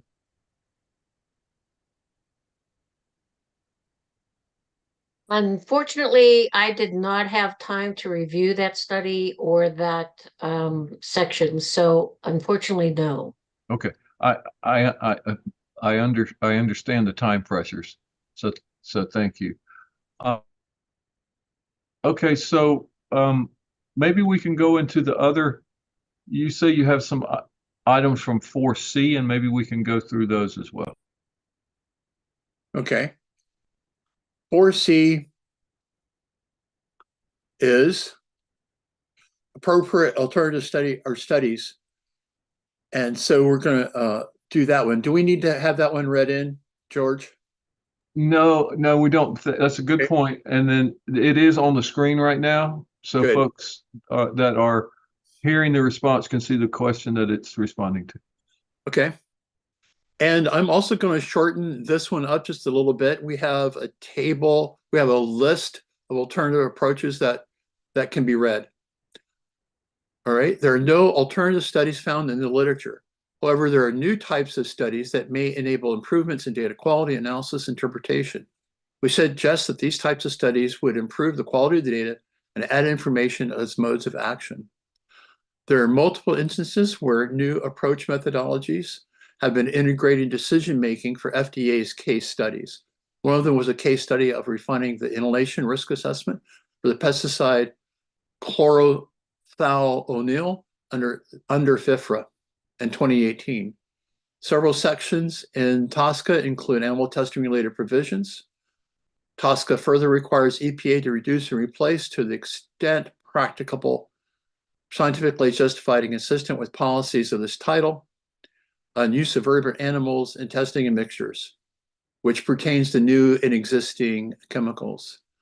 The Interagency Coordinating Committee of the Validation of Alternative Methods released a strategic roadmap to provide comprehensive U.S. national strategy to help with the accomplishment of the NRC vision of toxicity testing in the 21st century, which promotes studying the potential hazards of a chemical at a cellular or tissue level rather than using whole animal testing. To better assess human risk, it would be more appropriate to incorporate in vitro human kidney models and physiologically based pharmacokinetic modeling.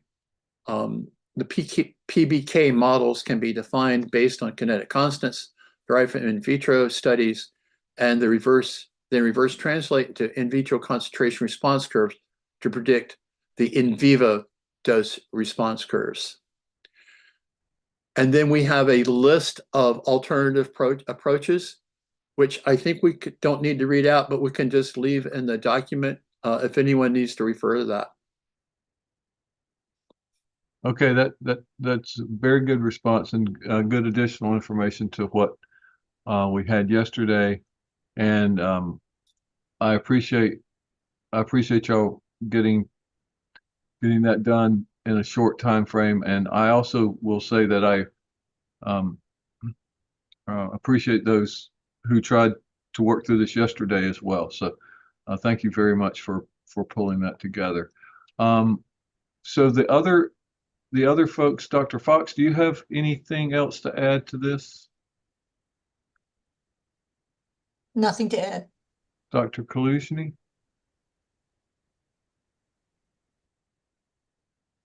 Nothing to add. My comments are included. Okay. Great. Well, what about the rest of the committee for the discussion that we've just had on revisiting charge question 4? Are there any additional comments? I see Dr. Rose. Yeah, thank you. Related to the comments that were just made on charge question 4C, I just want to note that a number of these NAMS-based approaches or in vitro approaches, you'd have to proceed with understanding of the physical chemical properties of this chemistry as you're conducting those in vitro studies to really understand whether you've got the right dose in the well, so to speak, so that you have more confidence in the output. So just, I guess, a word of caution as we think about alternative approaches, specifically in this context of this chemistry. That's an important consideration for this chemical, but for actually for all chemicals, is that when you're doing an in vitro test, what's the dose at the targeted tissue? Really critically important. So thank you for that. Other questions? Not questions, comments, excuse me, misspoke. All right, if not, thank you to the charge question. We have one more. Oh, she's with EPA. So that's where I was going next, is to the EPA folks to see if there are clarifying questions.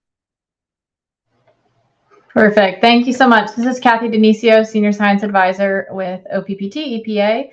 And we would just like to go back for a moment to the response to question 4A. We appreciate the comprehensive response and always appreciate hearing the list of both strengths and limitations, which is what I think I heard. I heard a for and against bullet point list. But we would appreciate if the SAC members would sort of just summarize quickly their feedback on this last sentence of the question, the appropriateness of using the findings from Storer et al. For deriving an acute oral POD for extrapolating the non-cancer risk. Just with hearing that list of both sides read quickly, we're a little bit unclear on whether the committee agrees that the Storer et al. Results can be used to derive an acute POD, or whether they feel that a different study should be used and it is not appropriate to use Storer et al. Can they just provide some clarity on the response to that piece? So, yep. Do the discussants have a response to that particular question? So there is, and let me defer to Mary, excuse me, to Dr. Fox, Dr. Kaluzny a bit, but prior to this material that I read, we have a whole section on journal comments on Storer et al. 1984, and we go through the study quality, the primary endpoints. It's understood that it was difficult to do some of the data analysis and so forth, and so on. So that's what we're trying to give a more qualitative and quantitative review of it. And then what we're trying to do is the part we just read is essentially the conclusions from that. And you're asking for a binary answer. Or is it suitable or not? And what we did instead was give an answer with more detail. Okay, so your response is just that there are sort of some strengths and there are some limitations to using this study. And we should Right. consider the strengths and limitations that you have Right. noted. I just read the part that was in the yellow, and we have a more detailed report. So as we're trying to summarize those specific aspects of STORR et al. Yeah, Okay. absolutely. And some of this we discussed yesterday. We're talking about the limitations in trying to derive the dose response materials when it was a dose response question.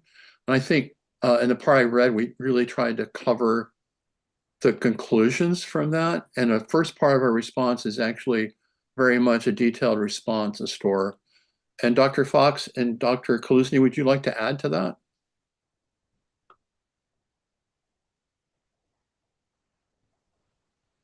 Dr. Kaluzny, I agree with Dr. Landis. It's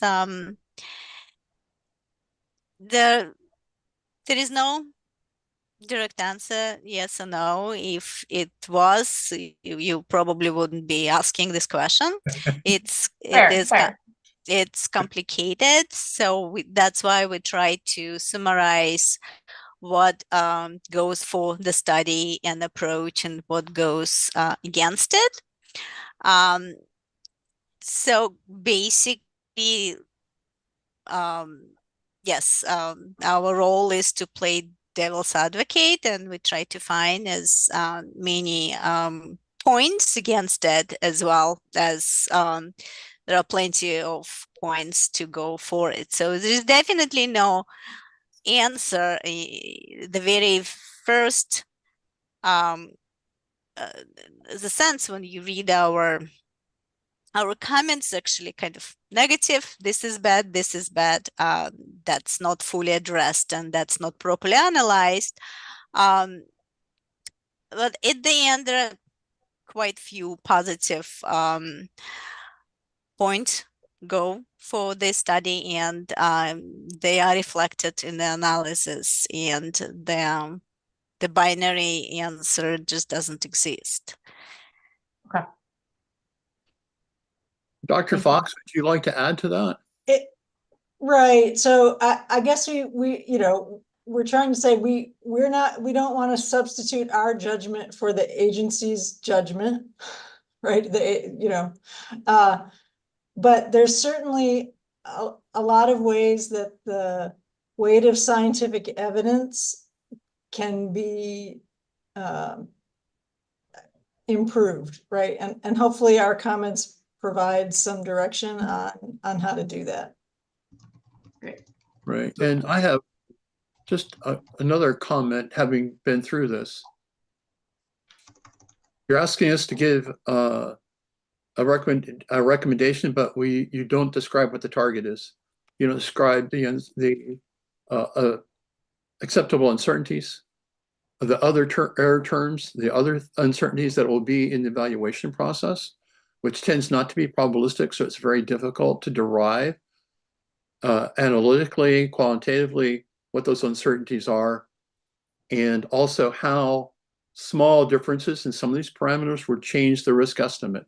So we don't have that risk part gone through, so we can tell what the sensitivities are depending upon the differences between this extrapolation.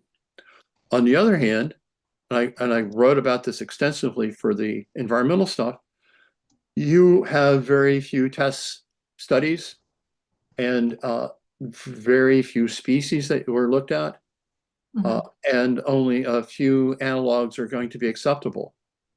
So again, you're going to have a certain amount of uncertainty no matter what you do, because of the lack of information as such, that just from my experience, those uncertainties are going to be there just as they were in the environmental toxicology evaluation, almost no matter what you do. So you haven't defined a very specific target or how small changes may change your risk evaluation. So it's very hard for us to give concrete answers without very specified and clear targets. Okay. Yep.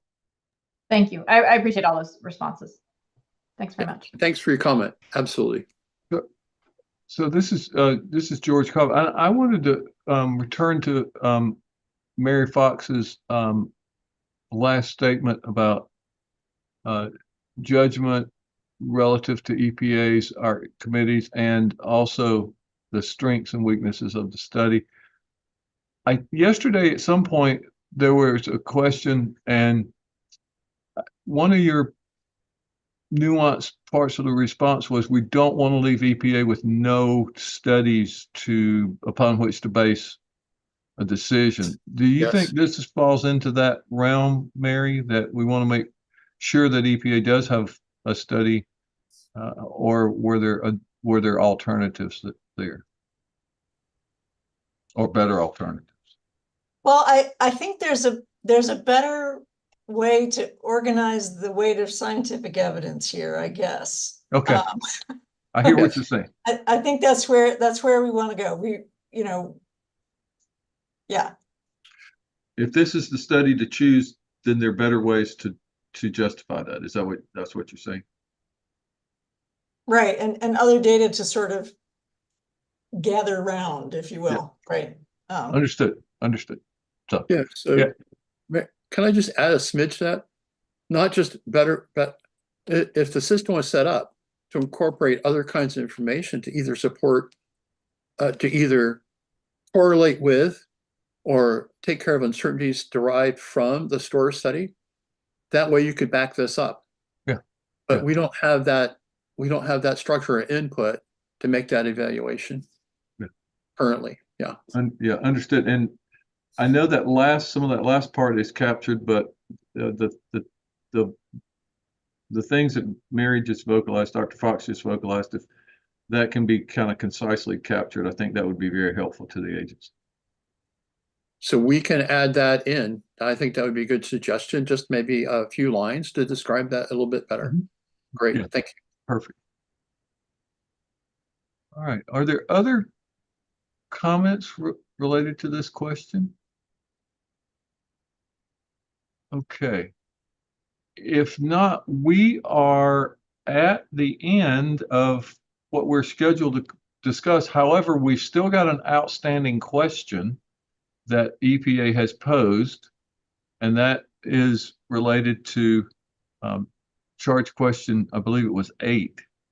And I guess, Dr. Samuel, do you have any updates on that or any potential timelines for trying to get an answer for that question? Yes, thank you. So we are trying to work here separately to get in contact with that group. This is our charge question 8A group, and I think everybody knows who is on that group. But it sounds like it would be very helpful for us to meet sooner rather than later. And in fact, I would propose that we go into, if we're going to take a quick break or something, but go into a breakout room to discuss the agency's question. It does sound like they do need to have something on the record from us before the meeting is closed. And so the question would be whether we could do that today and get that on the record today after a break, or if we would need until tomorrow to do that. So I don't know what the best sort of path forward is now, Dr. Cobb, with that request out there. So why don't we try this? Why don't we try to have maybe a half hour? Do you think you could either come to an answer or come to we can't give you an answer till tomorrow within half an hour or 45 minutes? Oh, I would think so. Yes. Okay. So why don't we try for half an hour and then take a half-hour break? I know that's a big break for this committee at this time of the meeting, but if it will allow you to get to a response, I think that would be important. I agree. I think that would work. Okay, and I think there's a breakout room already set up.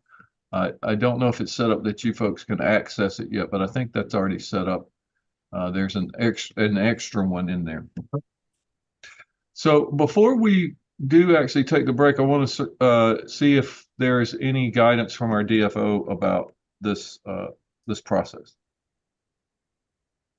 Yes, so we can go ahead and put Dr. Summel and the associate discussants into the breakout room to discuss, the answers to Dr. Irwin's questions and the things that were brought up earlier today. And then hopefully by the time they are done with their discussion, when they come out, they would be able to provide an answer on record. And then we can then lead towards closing out the SAC meeting. So, but if you're not able to discuss everything in the half hour, we can extend the time a little bit further today because we do have time. Or if you feel like that you need to discuss it further, it's going to take a little bit longer than a half hour, like not even an hour or longer than an hour, then, and you need until tomorrow, please let me know. But so that's where we're at right now. And then also we would need the committee members to return after the break to ensure quorum. Exactly. So, and thank you for that guidance, Ali. And yes, if the folks on charge question 8 will enter that breakout room, and anyone else that's interested in that topic, specifically on those KP values and some of the other questions that were asked from the agency, that would be very helpful. Just going to say the same thing. If we could please have any other of the SAC members who are interested in this topic and who would like to contribute to this topic, it's a really important one. We would be very grateful and interested in your feedback.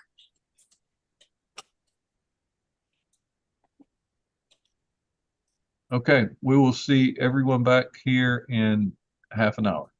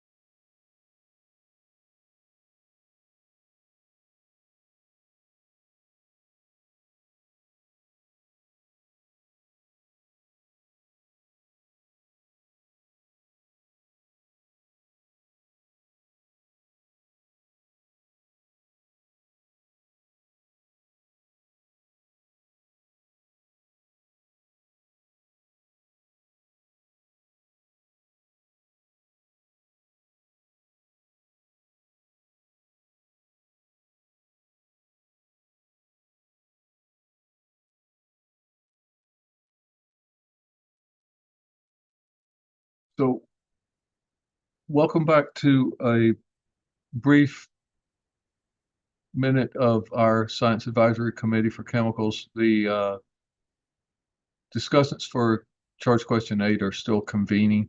So we will meet back in about 15 minutes. This is George Cobb speaking. See you folks in about 15 minutes.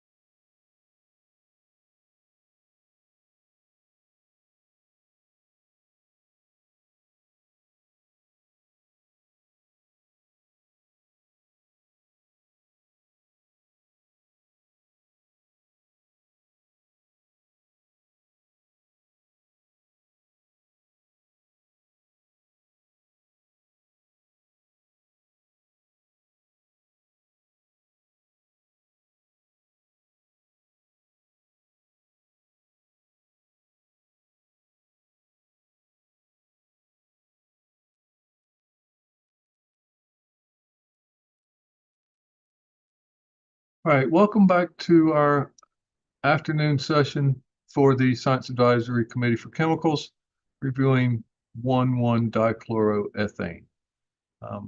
Thanks everyone for indulging our breakout group of the discussants for charge question 8A to get some answers to a question or two that EPA posed. Before we proceed, I think I need to take the roll again to make sure we have enough members to have quorum to have continue this discussion. So, Dr. Apte? Here. Thank you. Dr. Chason? Here. Dr. Ike? Here. Is not. Oh, you are here. You were not here earlier. Dr. Fong? Present. Dr. Fox? Here. Dr. Gentry? Here. Dr. Graham? Here. Ms. Jenkins? Here. Dr. Lee? I'm here. Dr. Merced Nieves? Present. Oh, good. Dr. Rumpler? Here. Dr. Samuel? Here. I hope you're here because you're the spokesperson. And Mr. Wright. Here. Okay, that's the best attendance I think we may have had all week. So thanks everyone for hanging on through this interlude, and I'm now going to Should we take the roll call of the ad hoc members? oh, sorry. I was so happy to get there. So thank you, Alan. Dr. Engel? Here. Dr. Hernandez? Here. Dr. Kaluzny? Here. Dr. Landis? Here. Dr. Lynch? Here. Dr. Malberti? Here. Dr. Rose? Here. Dr. Stice? Present. Okay, now I'm going to turn this over to Dr. Samuel, who has the response to the question that EPA posed. Thank you very much, Dr. Cobb. And thanks to all of the participants for your patience while we had some discussions specific to the question from EPA, which again, just to repeat our understanding of it, was a question about commenting on the, maybe there's a question that they would like to read, but as my understanding is a question about clarifying the recommendations, if any, for KP values for 1,1 DCA specifically. And if there's anything that needs to be clarified, please let me know. That's correct. Great. So the subgroup for charge question 8A met along with some additional members of the committee, and we were very happy to have those additional participants. So thank you all for the great discussion that we had.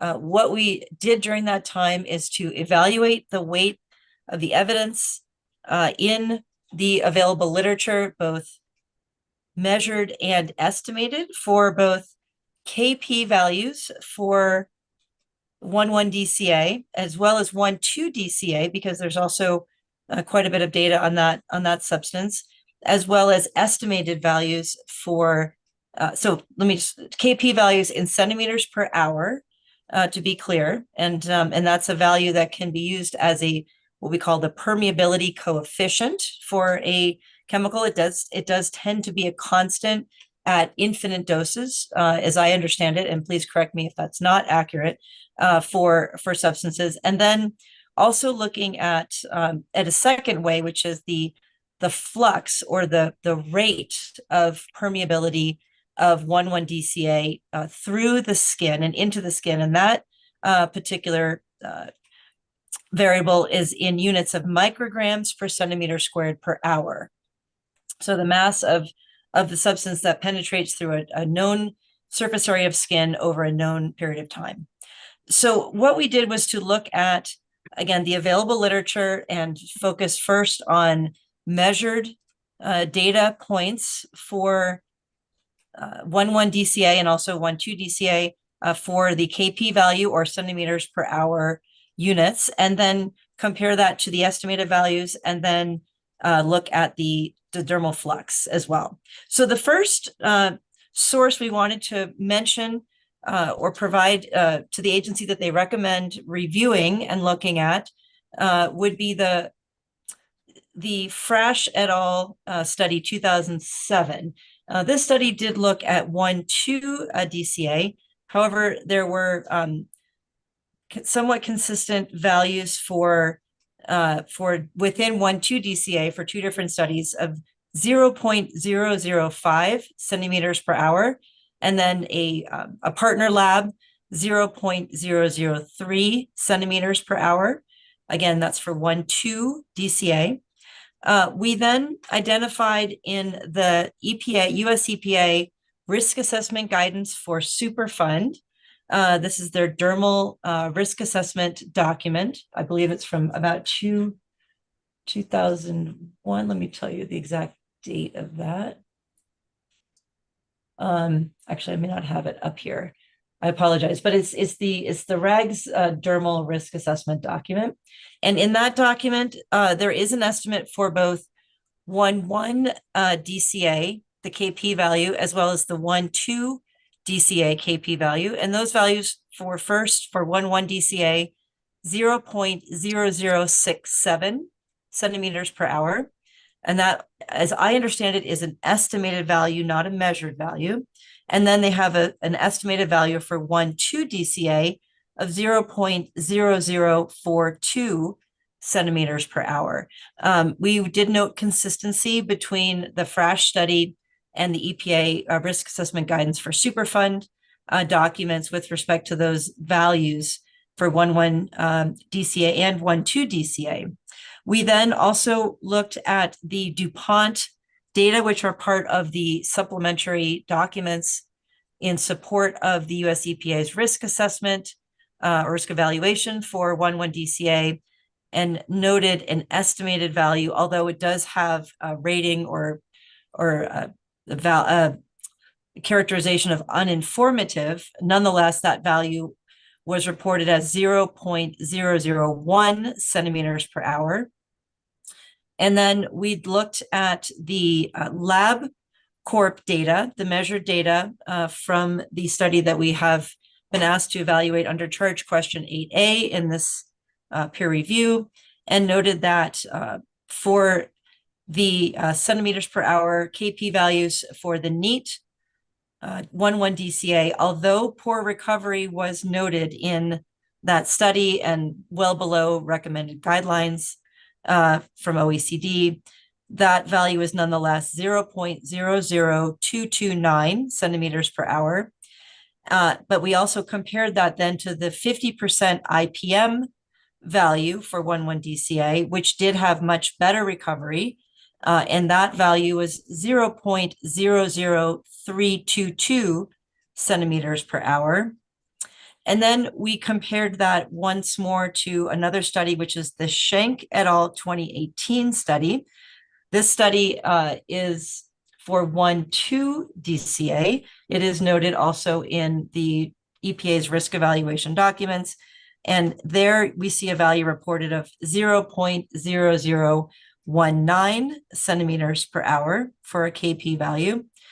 And those were the measured values which showed in our view, in terms of the weight of evidence, some consistency with respect to those values in a range of, again, approximately 0.002 to 0.007 centimeters per hour for measured data. We did note that there is one study which was an outlier, and it was for 1,2 DCA. But in that study, we see for both human and guinea pig skin, a KP value of 0.259 centimeters per hour, which is 2 orders of magnitude higher. I have not yet gone back to confirm the accuracy of those values, but I wanted to note on the record that there is that one outlier in this set of data for KP values. I then wanted to provide comparison from our group of the estimated values in the literature for the KP values for 1,1-DCA. We performed a couple of additional calculations using the IH skin perm model and noted that the 5th to 95th percentile range for estimates of KP values for 1,1-DCA in IH skin perm were 0.00828 centimeters per hour, up to a 95th percentile value of 0.015 centimeters per hour. These are absolutely within the order of magnitude of the measured studies, which showed also consistency over the majority of the studies, and also slightly higher than those measured values in terms of the estimates from the IH skin perm model. And then we also compared these data to one other modeled estimate, which comes from the Brown 2016 study. This is a peer-reviewed study, which reported an estimate of approximately 0.001 centimeters per hour for 1,1-DCA as well. I believe that was 1,1-DCA. So we find that there is some helpful weight of evidence in the literature for the KP values that have been reported, both for 1,1-DCA and 1,2-DCA, and wanted the agency to be aware of those values for their consideration. As I mentioned at the beginning of my comments, the second item that we looked at was to compare the dermal flux values that are reported in the literature for 1,1-DCA specifically. And there are two sources for those measurements or values. The first is the Gajjar, Gajjar et al. 2014 study. And this study reported a range of 37 to 193 micrograms per centimeter squared per hour as a flux or dermal absorption or uptake rate into the skin. We then performed the same calculation using the IH skin perm model and found an estimate using that model of 61.3 micrograms per centimeter squared per hour, which is within the same range that the Gajjar et al. 2014 study reported of 37 to 193, and saw that the weight of evidence shows some consistency with respect to those values as well. And so I wanted to give all of those values for consideration of the agency with respect to both possible values to consider for the KP value for 1,1-DCA in centimeters per hour, as well as the dermal flux rate for 1,1-DCA in micrograms per centimeter squared per hour.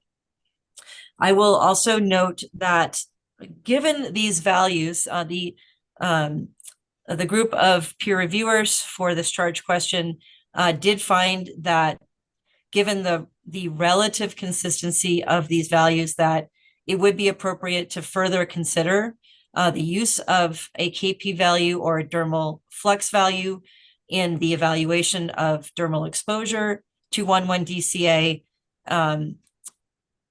if needed or if appropriate. And also the group wanted to note, and for those who were part of charge question 10C, that based on this analysis that we were just able to perform, there is an interest and a need to revise the answer that we previously read into the record for charge question 10C as it relates to comments about uncertainty around the IH skin perm model, because it does appear that there is consistency between the results of the IH skin perm model and the weight of evidence in the measured literature and data for both 1,1-DCA and 1,2-DCA for KP values specifically. And I think that's all I have for now. Thank you. That was an excellent summary. This is George Cobb speaking. And now I'd like to turn to any of the other members who were in that discussion. I believe Dr. Kalushny was there. Yes, excellent summary, nothing to add. And Dr. Maberti? No, I'm just honored to be with this amazing group of people who were able to solve all of this in less than an hour. So thank you all. All right. And Ms. Lynch? Likewise, nothing to add, and I echo Sylvia's comment. All right. Dr. Lee? I don't have anything to add. It's a very nice summary. And I believe Mr. Wright was also there.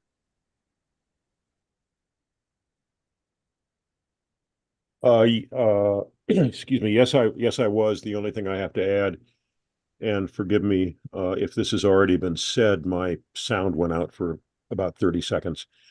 But we will have to conform charge question 10 to the results of this work group to the extent that they differ.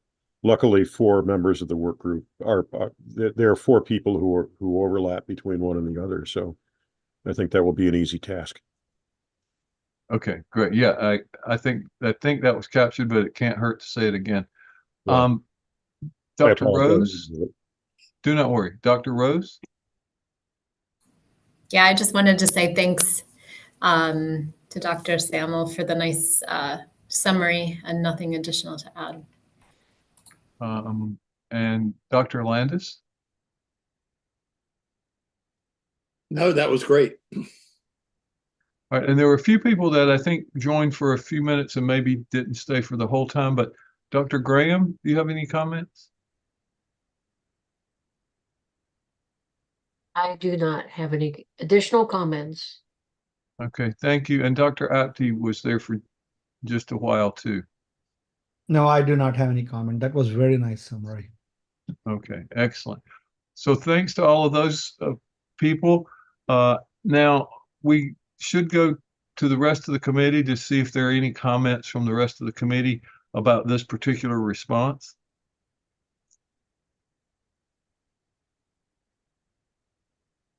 Okay, if there's not any, we can circle back to EPA to ensure that this has answered your question. Yes, this is Neri Arentis, EPA. Just wanted to clarify, well, first of all, thank you for a real comprehensive look at all the measured and estimated permeability and flux data. That's very, very helpful. Just one point of clarification, given some comments that were made previously, and that was our understanding of the LabCorp data. There was a look at the NEAT as well as the 50th percentile, 50% IPM, and is that the 50% IPM a reflection of the comment for some of the conditions of use where 11-DCA is not in NEAT form, waste handling or something of that nature?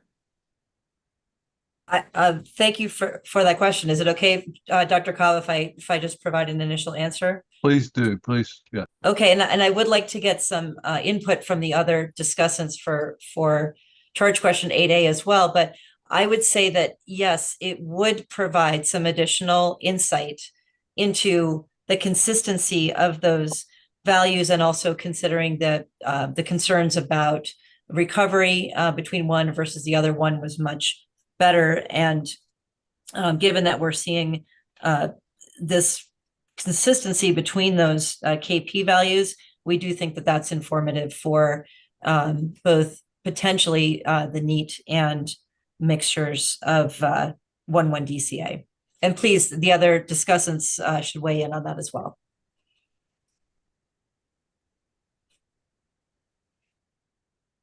Are there other comments from the committee? Ms. Lynch?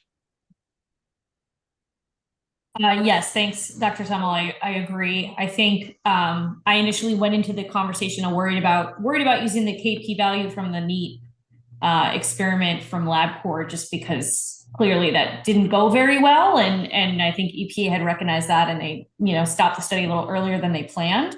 But then, you know, we went back and looked at it, and really the KP values for the NEAT versus the 50% IPM were not that different, which made me feel a little bit better because again, I'm very surprised, you know, the sort of weight of evidence is very consistent in terms of the range, you know, pretty narrow range of what we're seeing for KP and related measures. So I think I would just say that I agree with Dr. Sommel, and I think they can be informative for that reason. Of course, caveating that obviously the the NEAT dosing solution didn't work out so well.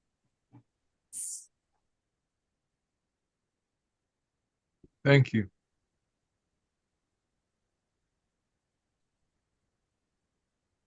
All right. I William see one Irwin. of the EPA folks there. Is that Dr. Irwin?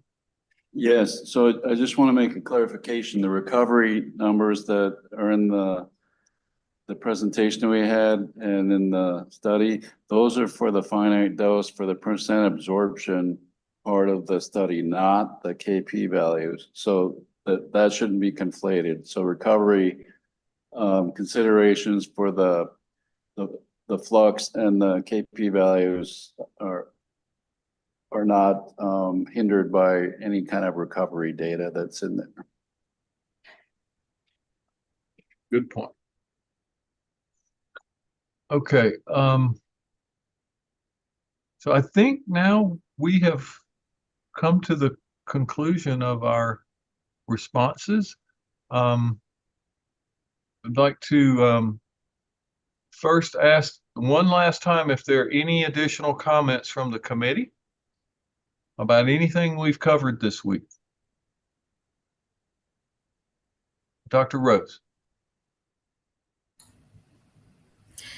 So I was one of the members of the charge question 7A, and I just wanted to make a point of clarification around the response that we made. So this is related to the short-term and chronic inhalation POD derivation, and we were asked to review the Zhang et al. Study for quality and for use in derivation of PODs, and that's in fact what we did. But in addition, one of the things that wasn't done within our response was to put that study in context with the rest of the studies that were reviewed by the EPA to ensure that study was in fact looking at the most sensitive endpoint for derivation of a POD for inhalation for both subchronic and chronic. So in our response, that more detailed information will be provided. To place that Zhang et al. Study in the context of where it fits within the broader universe of inhalation dose studies. response. Yep. Okay, great. Thank you. That's very helpful. Ms. Lynch. Sorry, just to go back on the record for Mr. Irwin, I wasn't talking about, I think he was talking to me at that last comment he made. And it's not the recovery that I was questioning, but the fact that that wasn't the infinite dosing scenario when they were trying to measure permeability in the NEAT solution also is a separate experiment, right? But that, as I understand it, did not go as planned either and was aborted early. So I was nervous about different reasons, but different qualms. But like I said, because the KP still measures or came out pretty similarly to the IPM where they had fewer complications in measuring permeability, that kind of negated those concerns, I guess. That's what I meant. Just wanted to clarify. Thanks. Thank you. All right. Other comments from the committee? All right. Let's see if there's final questions or comments from EPA. While you're getting ready, I'll just say I think that the discussions and the work this week has been really good from both the EPA side and the committee side, and I'm really happy and congratulate the EPA on the work that they've done, and see if you folks have any final comments.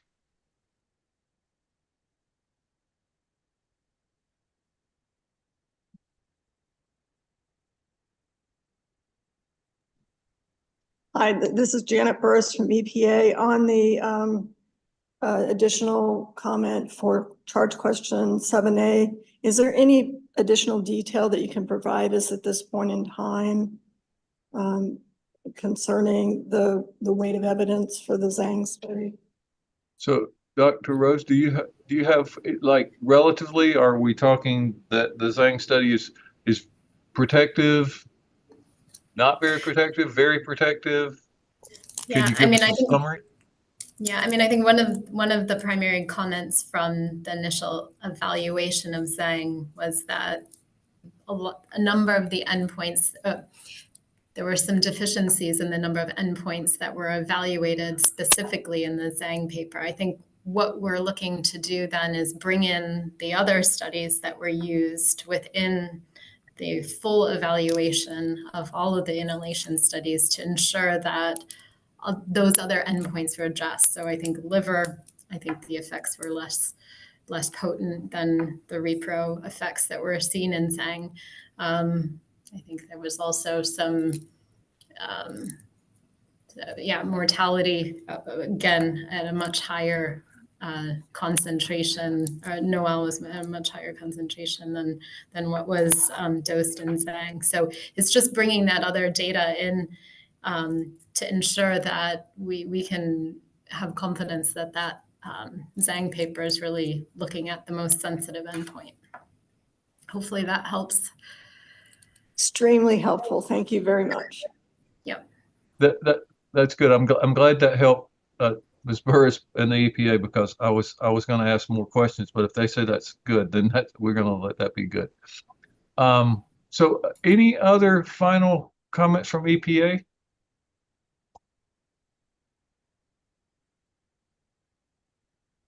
No, not at this time, Dr. Cobb. Thank you. Okay, thank you very much. Really good working with you this week, and I'm going to turn this back over to our DFO. And before I do, I'm going to say a thank you to Dr. Fox for serving in my stead for a few hours earlier this week.